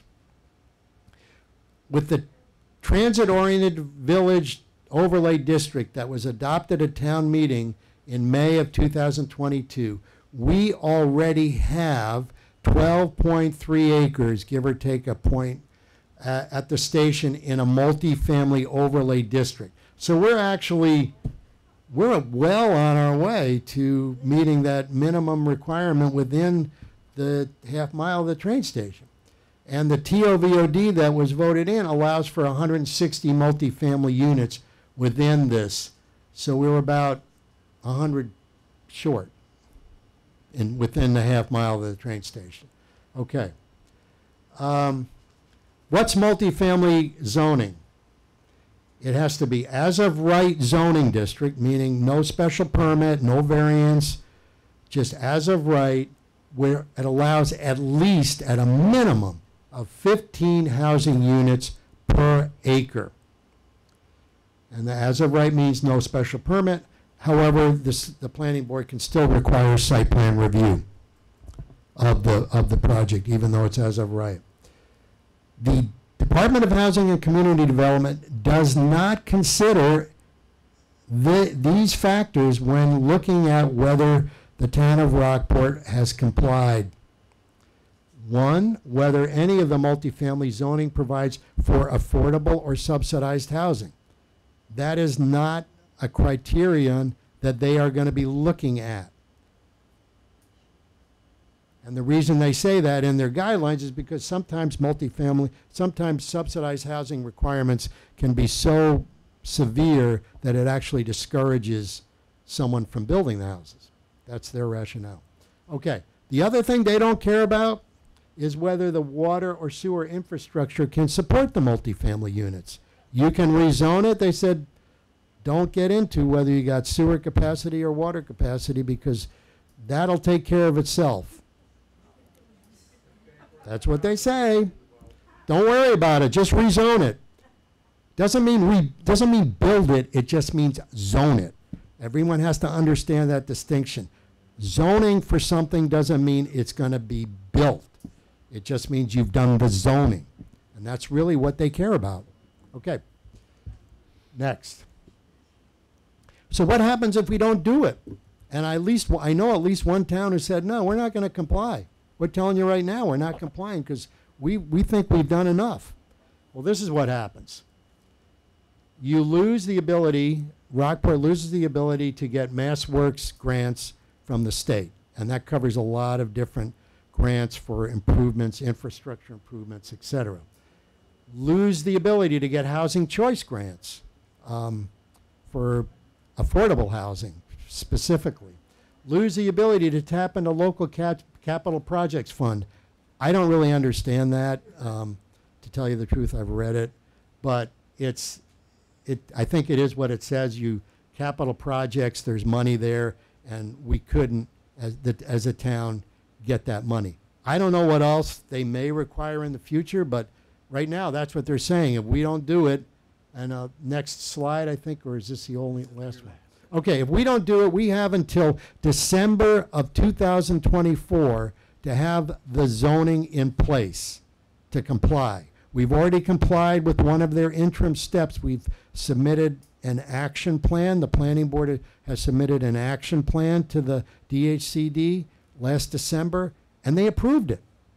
So, but an action plan is just a template. It just says, this is what we're planning on doing. It doesn't mean it's going to be done. And so that's kind of it in a nutshell. That's what the multifamily housing requirement is. So, and if I could just interject here yeah. quickly, Jason, I'm not sure I'm totally right on this, but the other one of the other factors I think is going to be the funds from the state that supplement Rockport public housing as well.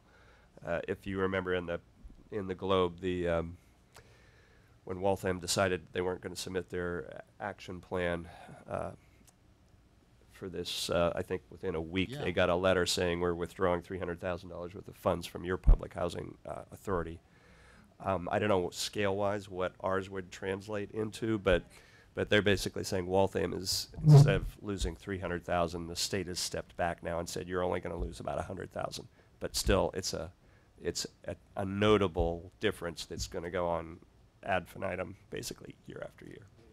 Yeah, I mean, no so one that's says that's another loss, which is also fighting the whole affordable housing situation.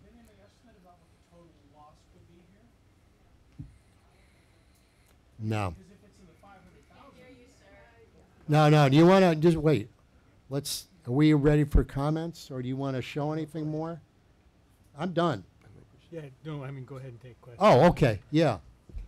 David Kaplan, 14 Drumlin Road.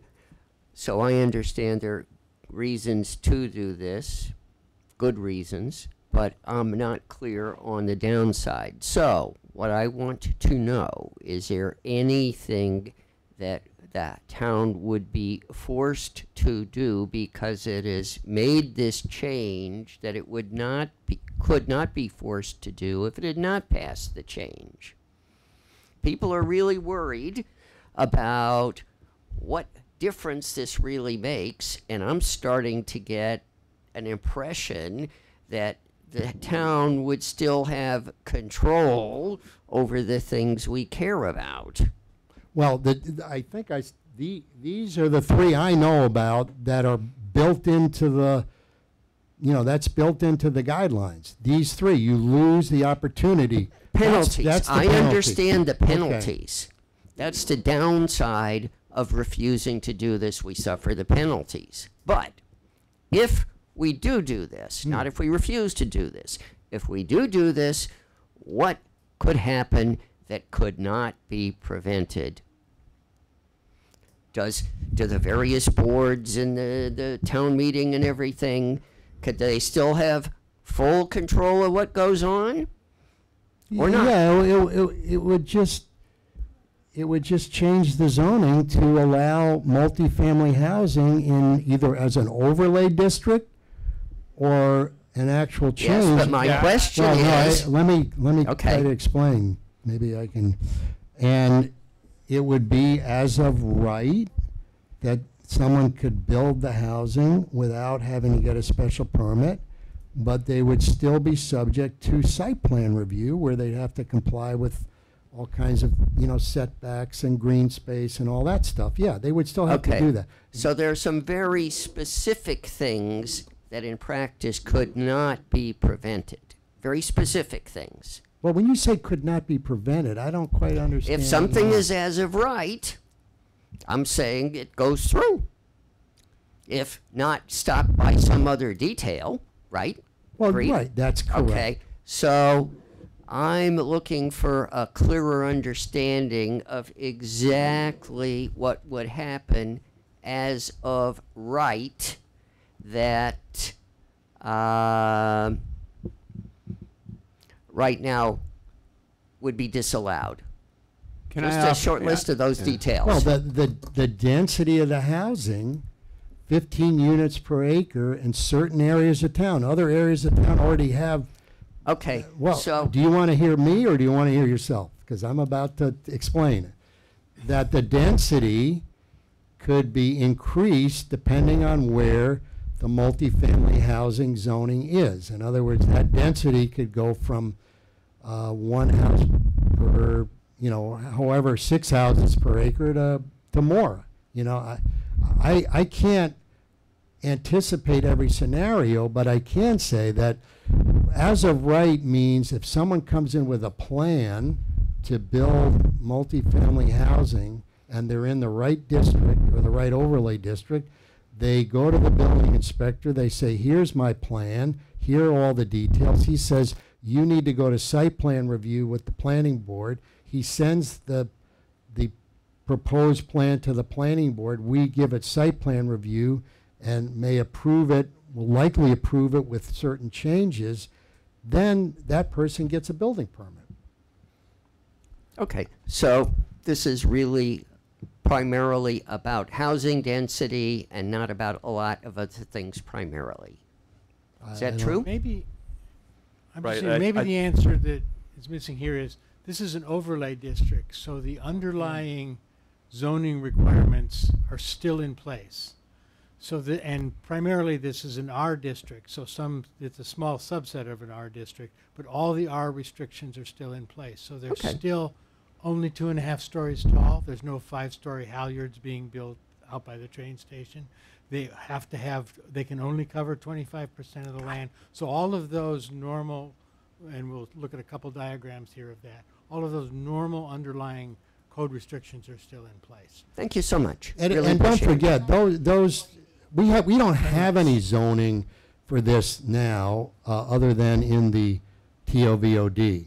And that has specific limitations about height, about setback, about things like that. So just because something's allowed as of right doesn't mean that they can come in and build a halyard apartments, 4 stories high. It just means that if they meet all the criteria and they go through site plan review, they get their building permit. They don't have, there's no discretionary review. There's no way for the zoning board of appeals or to turn it down. Okay, that can't happen. And that's the idea. But they still have all the zoning protections that we have in the town of Rockport. Does that answer your question? Yes, it does. Okay. Thank you. Thanks. Hi, Denise Donnelly again. Yeah, Peter, that was the comment I was going to make, is that when the planning board drafted the TOVOD bylaw, there are very specific descriptions of what is going to be allowed, so that if something is developed in the Whistle Stop Mall area at some point, it maintains the character of a New England village. And there are actually drawings in the bylaws that you can see that limit the height to 2.5 stories, that maintain the green space, so that it looks like it belongs as part of the town and it doesn't look like the halyard. That was a very specific goal of the planning board at the time. The question that I had, or just a clarification that I would like to make, is that the 657 multifamily units includes existing multifamily units, and the housing production plan that you guys are going to undertake will do an inventory to determine how many multifamily units already exist in the town. So the town doesn't have to create 657 units within that area. It includes pre-existing units, and we have quite a few of them. So, you Yeah, have two, okay. there, it does. That's a very good point, Denise. Also have to say that there's a minimum size to a multifamily zoning district. I think it's, I'm not 100% sure, but I think it's like 5 acres or something. In other words, if you rezone or do an overlay district, it can't be like a block. You know, it's got to be a bigger size. So you're right, it can include existing housing that already meets the criteria. That can be used to reach your 657 number, correct? But that's something that, you know, that's going to take a while to figure that one out. So.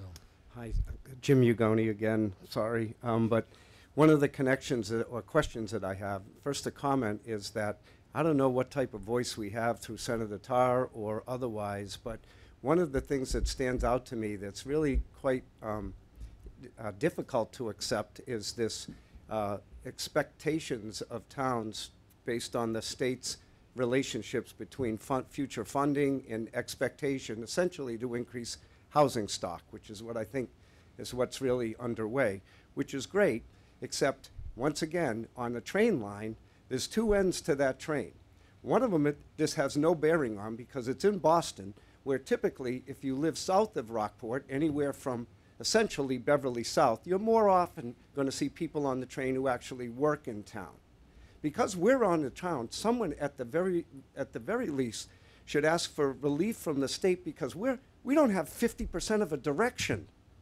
We have no, our destinations for the workers they're trying to get not use cars and travel by train. We don't have a place to go from here except one direction, and the other end of the train isn't affected by that, the other end of the line. So even if we said, look, could we cut this requirement in half?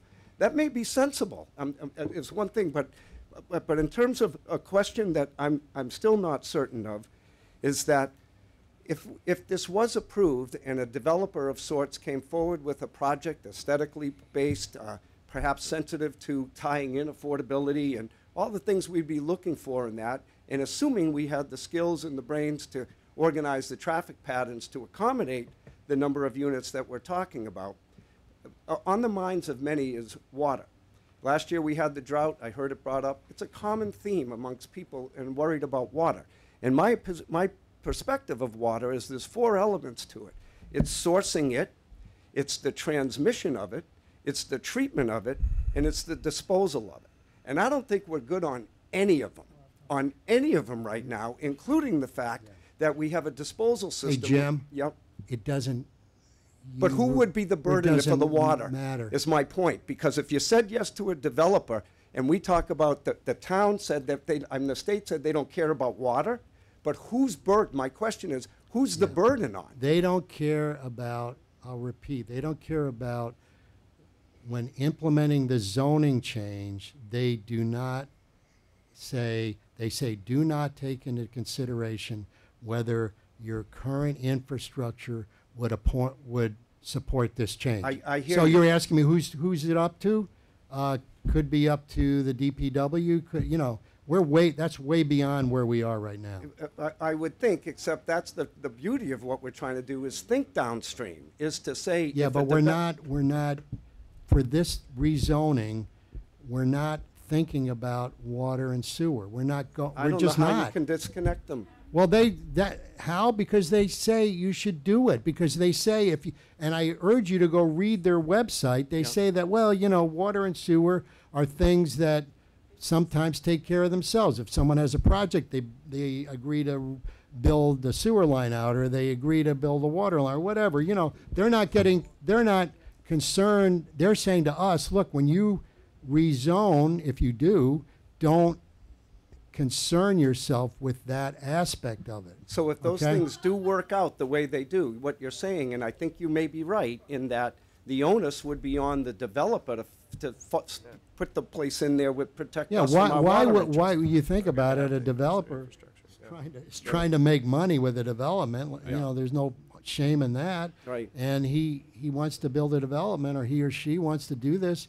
If they don't have water or sewer, you think they're going to go just do it and Well, just that's what I figure think out? is a natural, but that may be No, I the mean, they're deterrent. not- That may be Yeah. the deterrent for No, well, a maybe. project like Right. that. Well, Anyway. but I think the idea here is that the smart growth aspect of this is that you build, you increase your density where you already have streets, where you already have, you know, Infrastructure. services, police, parking, all of that.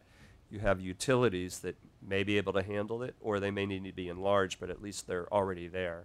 And so the costs overall are way less than they would be if you're developing a farm out in the middle of nowhere, for example.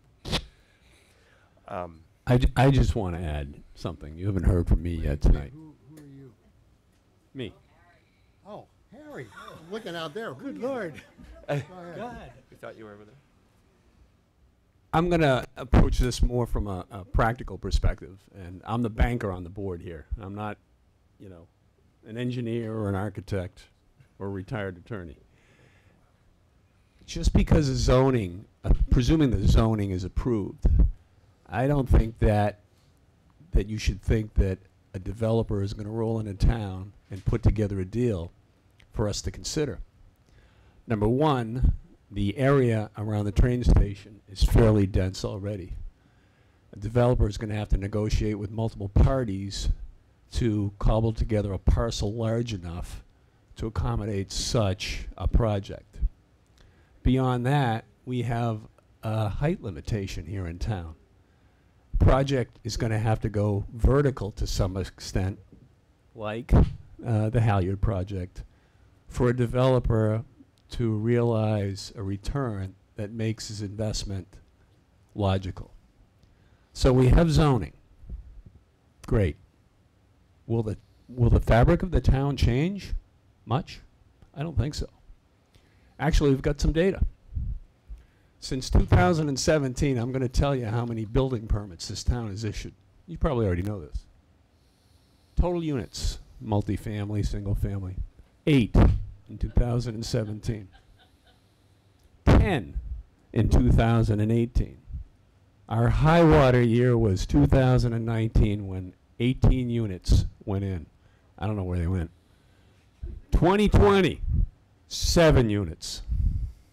2021, 7 units. What about our population here in town? The census tells us that Rockport had a population of 6,952 occupants in 2010. We grew it by 40 all the way out to 2020. 6,992 occupants here in the town of Rockport. So I submit to you, what is materially going to change? Personally, I don't see things changing much in the near future, and I don't see this zoning becoming a significant risk to what our town of Rockport is all about today.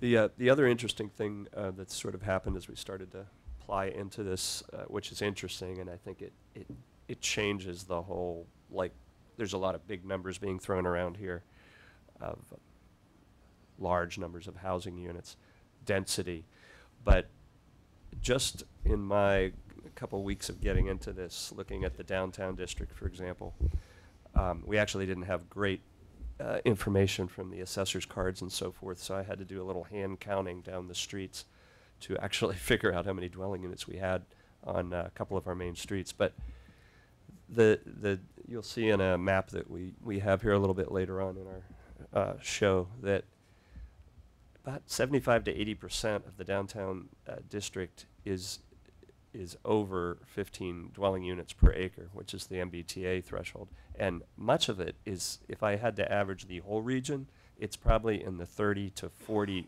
dwelling units per acre range already. That's because there's a lot of non-conforming lots, a lot of tiny lots. There's lots without setbacks. There's lots without parking. But we're already there, and we've got that character that we love and that people from all around the country come to see. It's kind of a unique cottage colony on the Bearskin Neck and all that. And the current zoning is so far away from that density right now. In a way, it's kind of a threat to it. If suddenly, like, a fire swept through there and somebody bought up 20 lots, they could not build near the density that we have down there and that we love. So that's just something to think about. And like Denise was saying, it counts existing units. There's a lot of factors in here, but I think we're going to find out that it's not quite as it might be difficult politically, but it's not as heavy of a lift physically, and I don't think it's going to result in like overnight changes in town when you see the densities that we've got and what 15 dwelling units per acre really looks like. It looks like a lot of the houses we have and we see every day. Should we go? Oh. Yeah, Z. Yeah, Z Seppel on 92 Granite Street. The thing that's always bothered me about this is that it's not put forth as any type of affordable housing. That's not a factor at all in this development process. From what I understand, the state of Massachusetts is concerned about their major economy, which is an information economy and healthcare delivery systems and whatever, brain work economy. And they're concerned that they get people to come up here to get hired in a job with a company for starting figures of 6 figures and so. And these people don't take the jobs because they simply can't find any place to live where they can afford to live. And so that the impetus for this coming from Boston is that, oh, as long as you can put these people out along the rail lines, you can get them out there for $60,000 a year rents or whatever the hell it is, and they'll stay in Massachusetts. So I question the entire motive of the whole thing because it doesn't benefit our town one iota that I can see. And living in Pigeon Cove, I'm swearing and cussing just driving to the dump because of the traffic at the 5 corners, which we can't get a rotary in this town after 75 years of putting up with that foolish thing.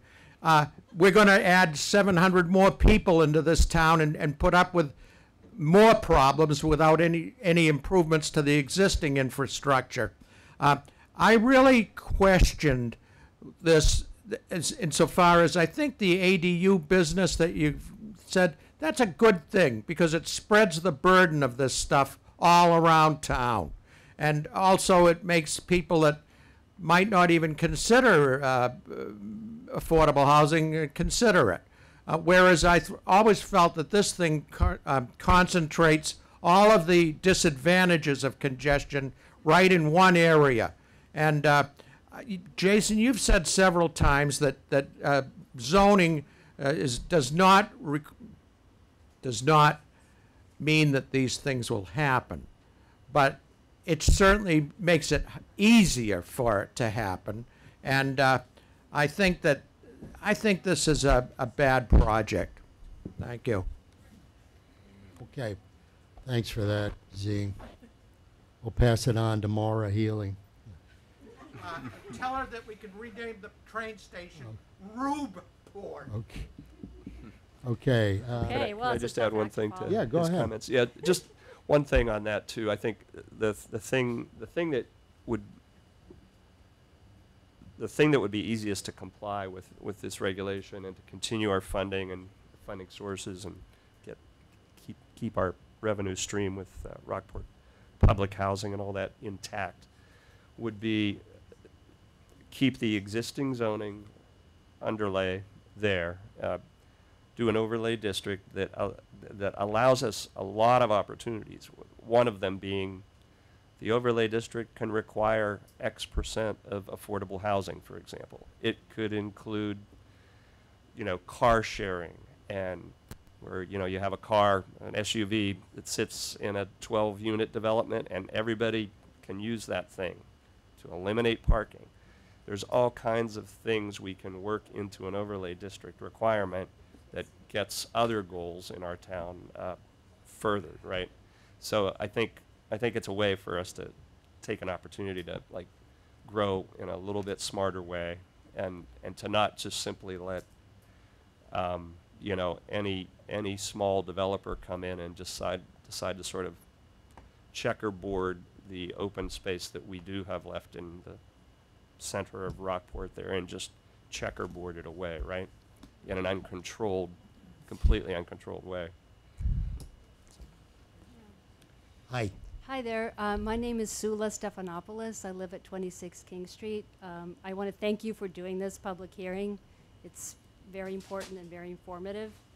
I think we need a more rigorous cost-benefit analysis. I'm happy you're taking stock of all the multi-housing units already in the R district.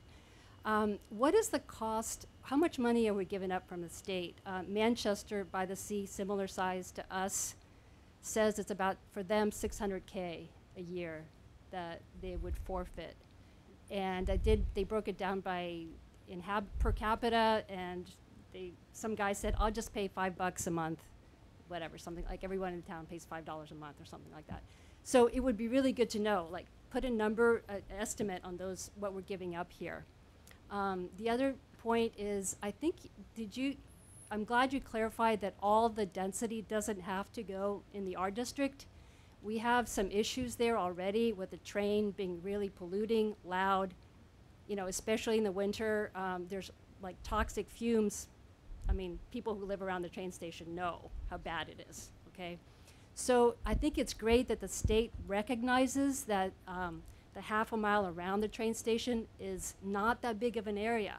So they have allowed for the multi-family housing to be spread all over Rockport, as long as there's 5 adjacent acres. Can you guys come up with an option for that? What would that look like if we spread out the multi-family housing? Well, that's actually, that's a good point, and that's actually what we're going to be working on. This is not, by the way, just so no one loses any sleep, this is not on the warrant for yeah, April. yeah, everyone knows that, right? This is just a preliminary discussion, and this housing production plan, which we now have, we have a company that wants to do it. I'm assuming there's some action out there to hire them, maybe, but they're going to be very helpful in determining, what we have, as Bob said, the existing, what's out there now, and what we can do with this multifamily housing that may, allow for less of a disturbance, and maybe just an overlay district over an existing district that already has the required density. This is just the beginning. We've got, let's see, it's March of 2023. We have December of 2024 to have something. So but it's going to be a process. Well, and I hope it's an informed process, because we need some numbers. That's why, that's why we're here. We need to put some numbers on, how much we're giving up, what the benefits are. I think one of the big problems is we don't know, for MassWorks or giant infrastructure grants, when we need $20 million for our sewage system in 10 years or whatever. Right. There could be large sums of money that we could miss out on permanently, but it's really hard to predict. And the last thing I'm going to say is, I don't think we can trust developers to figure out the sewage and the water and stuff. I think that has to be figured out in advance. It's very important in this area, so it's up to us to figure that out before we rezone anything more. Thank you. You're welcome. Okay. Suzanne McLaughlin, 75 High Street. Can you speak a little closer to the mic? I'm Suzanne? sure, sorry. One thing that we were talking about the outlying district and the water and sewer, on the planning board many years ago, they always had a rate of development law that restricted the amount of units that can go in any one year, so you can plan for the lack of resources. So you didn't get hit with a huge subdivision going in the cove. That was what the preface for that was. So it expired. That might be something to revisit. The rate of development allows for smaller hits to your infrastructure every year. So I know people who've dealt with it, and it expired about 10 years ago. Okay, thank you. All right, any other questions? We'll move on. We've got a little more of a slideshow here, and I know it's getting late. So let's see. Yeah, I apologize if some of these may have answered some questions, but yeah, go ahead. so what we quickly wanted to do was, and this is a response to the question, what controls the overlay district, and this is our built-in zoning areas, and we've been using units per acre as a kind of density base. So this little quickie series of simple diagrams is to talk about what's the underlying zoning in R that would control any future development there, unless there was variances or special permits.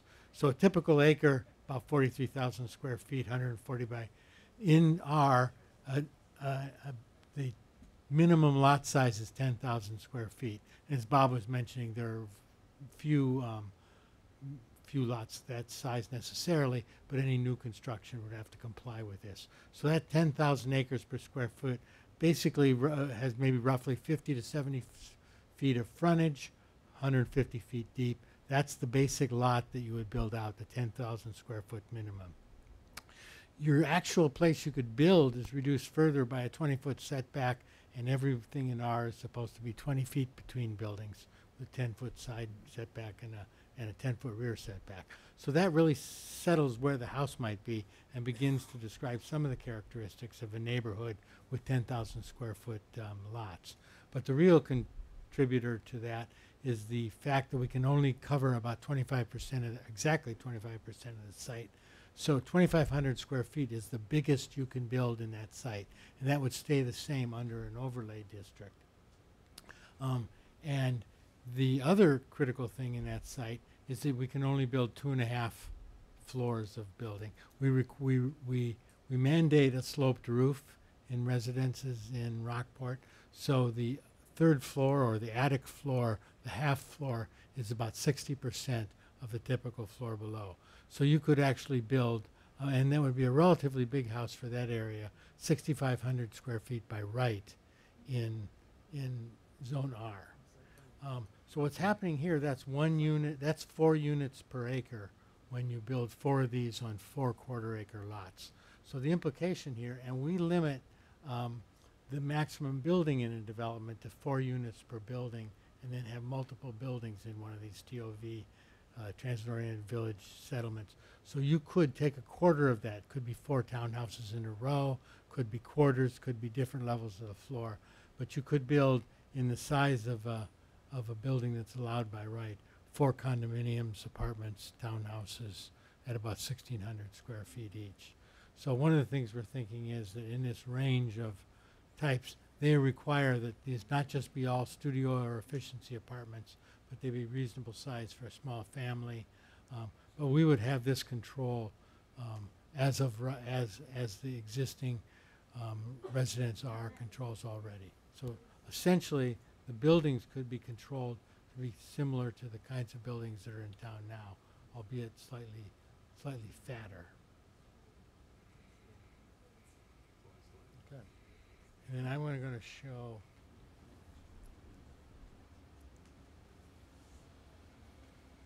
I think we can probably speed it up. Yep. Yeah, sorry.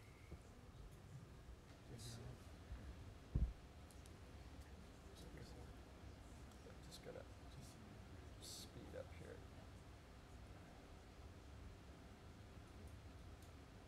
Good.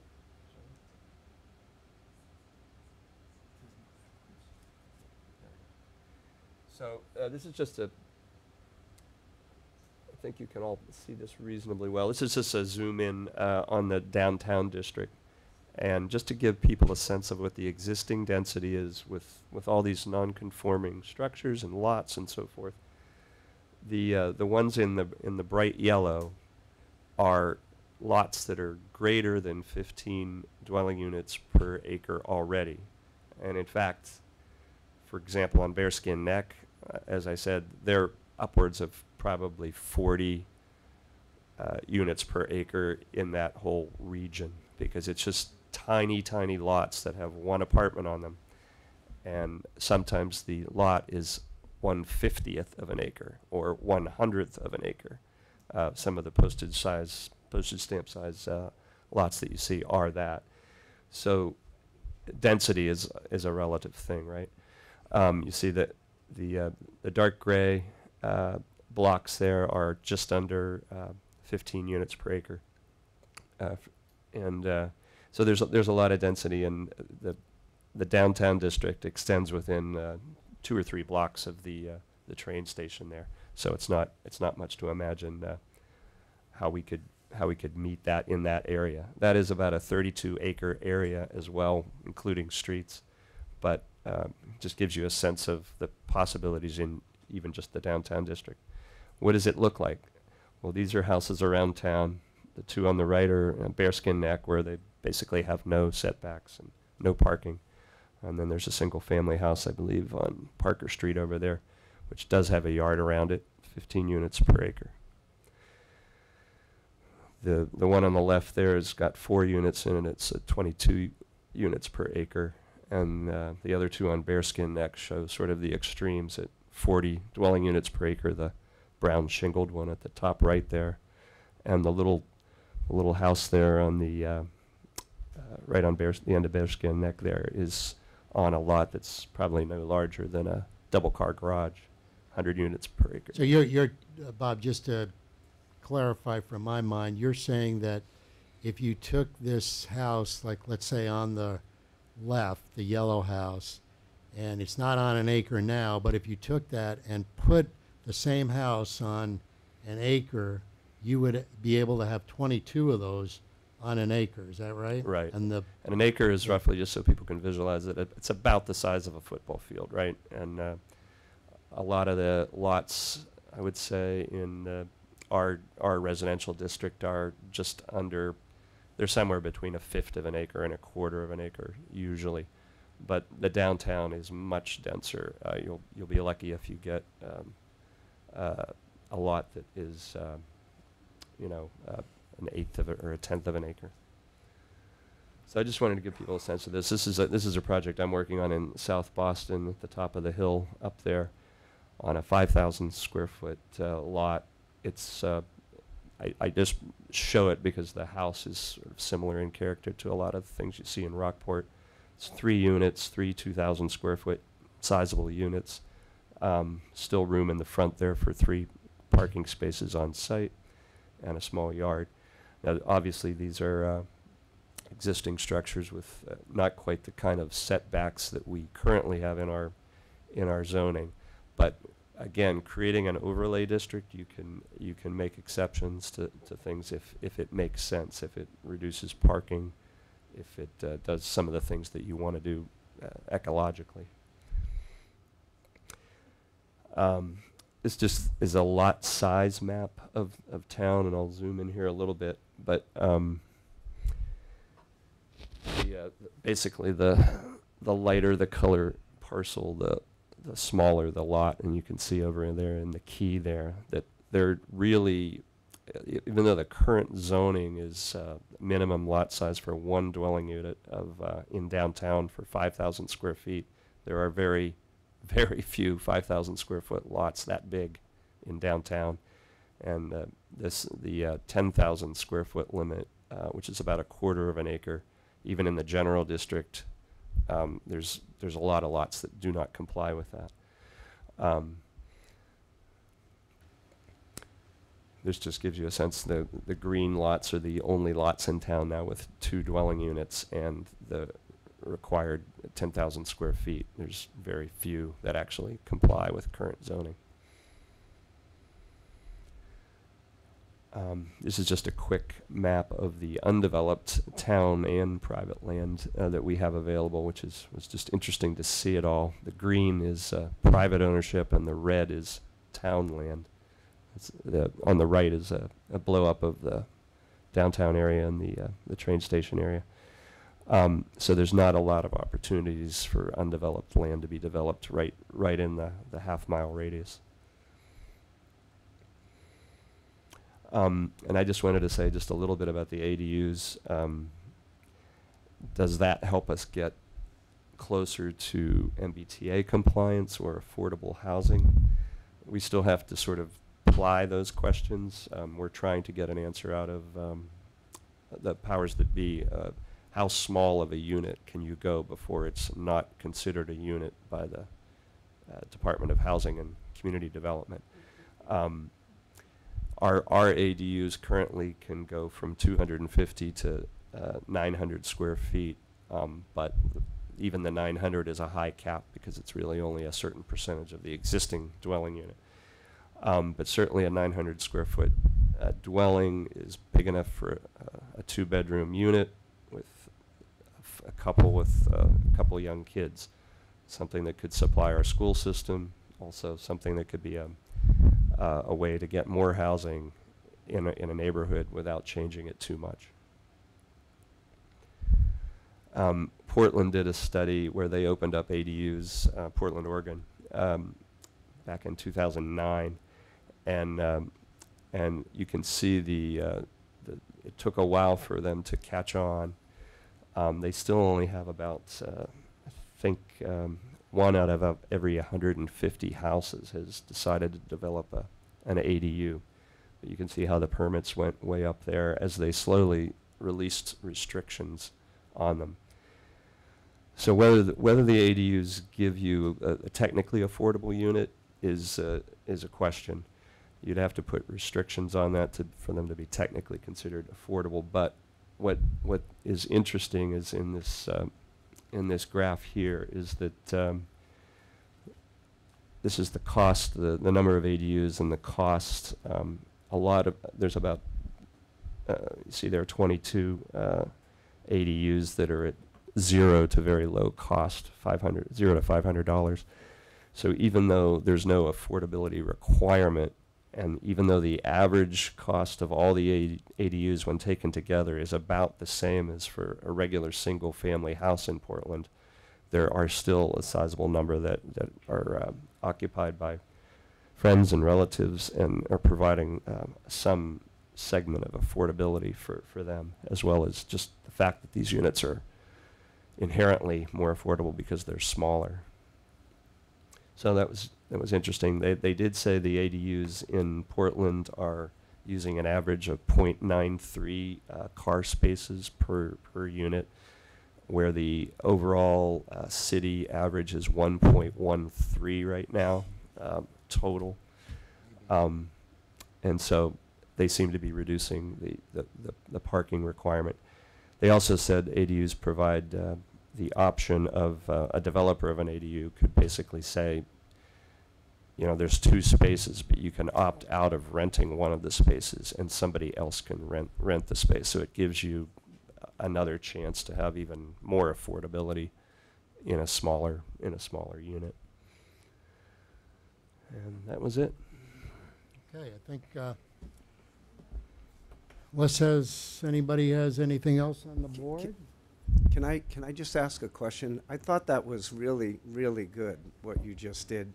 I have one question. When you were looking at the density in the downtown area and then applying that density to some metric or capacity or applications to other areas of town, and the other thing that I think you guys are doing is to deal with Harry's comment is there may be some profit constraints that the free market will essentially take care of that. Assume you're right with water. I don't know what the affordability metric is with any of this, but is it what you're suggesting is what's existing in town is to say, we know it's possible. We're really got a lot of concentrated, you know, very populated area in a very tight space. Is it your goal to then take that metric and look at houses, for example, on Parker Street, what could be accomplished on that same size lot on Parker Street in comparison? And then you have what Peter had drawn was in terms of the ability to use a certain size lot that we're also trying to marry or in concert all these limitations that you guys are working on from a planning board standpoint, and then what can be done. And then all of this is to chip away at this housing stock number, not necessarily the affordability factor. Well, we're just really starting to work on this now, Jim. Yeah, but it's fascinating, So though, come to back do it. in a Yep. few months, Yeah, I'd like to. I think that's we'll have more information, and thank you. good way to Yeah, approach I just want to follow up on one thing that you said, Jim. When you look at our town, current, conditions, existing conditions, can you imagine a developer coming in and trying to deal with 15 homeowners who live on 5,000 square foot lots to assemble a large enough nobody's going to do that. So that's the practical aspect of this, in my view.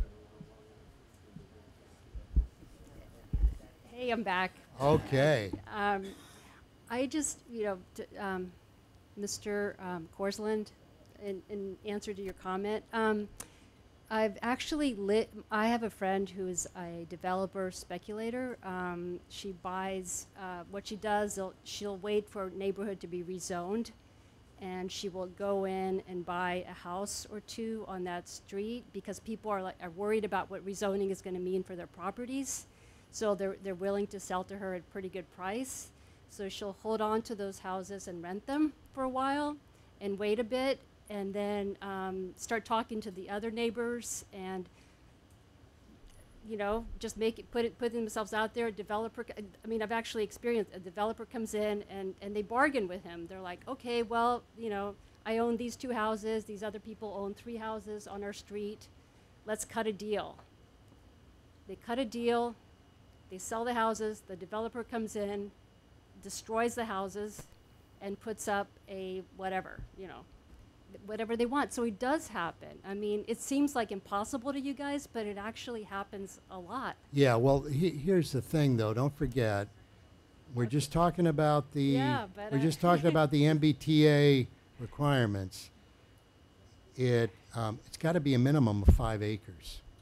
The rezoning has to be a minimum. So it's not like somebody can come in and cherry pick properties. But 5 acres is a lot of land. Yeah, rezoning. Be careful with rezoning, though. It can change a lot of things in Yeah, a town. no, And I've seen it happen from where I used to live. And Yeah. I know people who are actually involved on the development side. And stuff can go pretty quickly and change the character of a town. And I think that we should go slowly on this. This is another thing to think about because as I was studying this density issue too, I ran into some clients of mine that were interested in putting a 2-family house on a single-family lot in Gloucester, for example. Now, Gloucester's zoning, they have 2 types of zoning right in the city. One that is 1,000 square foot per dwelling unit, which is 5 times more dense than our current zoning, right? But that's actually kind of what's already on the ground there around their train station, for example. And so their zoning actually matches their existing non-conforming condition. And ours is quite a ways away from that. Gloucester has the semi-urban development, which is 1 unit per 2,000 square feet of land area. And there's a lot of 7,000 square foot lots that are back on the Good Harbor Beach area, back behind there, for example. Those are all zoned to take 2 or 3 families on that 7,000 square foot lot. And it's been that zoning has been in place for a long time, and it's not happening overnight, that's for sure. These conversions, a lot of people are just taking down small bungalows and building back a little bit larger house, but it's not like I don't see 3 families going up on every corner down there. So that's stuff that's been around, and it's zoning that's like more realizing what the existing conditions are, so that it doesn't get too tempting to come in and try to make a wholesale change, if you know what I'm saying. Thank you. Yep. Jamie Medea, Holbrook Court. Thank you for having this. We'd like more. I would like more of the interactive like this. It's very, very helpful. I want to observe, though, that it was voted down at the last meeting, but a risk of I'm getting there. Oh, okay. Suspense. Yeah, the rezoning of the R district to allow for 4 units per small lot. And so many of us in the room live in that same area. And it's King Street in particular that I'm most deeply familiar with. There are a lot of people on that small street that are ready to sell. They're ready to retire and they're ready to move, or frankly, they're dying and their children are not living here now. So my concern is, I ask you to bear in mind, people know this town and what's the likelihood of something happening, and we're telling you, the likelihood of somebody buying up and developing 4 units per small acre or small unit, 10 to 15,000, are not small.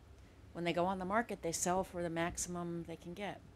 And on top of that, and this is my last thought, it's the price accelerator of the ability to Airbnb that costs so many of us the absence of actual homes, especially if you can walk to the beach and walk to the train station. So we need more interaction with you all about restricting new units to be rental for a full year and not to be rented as Airbnbs. Thank you. Thank you. Yeah, Airbnbs are an issue in a lot of communities, but regulating existing Airbnbs or limiting them is really a general bylaw issue, really not much of a zoning issue. And I know some communities where they've done that, and it has had a significant effect on the short-term rental market. Los Angeles County, for example, did that and made a huge change because there were so many Airbnbs there, and now very difficult. So thank you. Okay, I think we're done. Thank you, folks. Thanks for sitting around here for 3 hours. No blood was shed. Oh, it's good. Thank you, guys. And yeah, you want to put it on there? I thought you might want to announce it. I would just put them on and do a red flag or something. Yeah.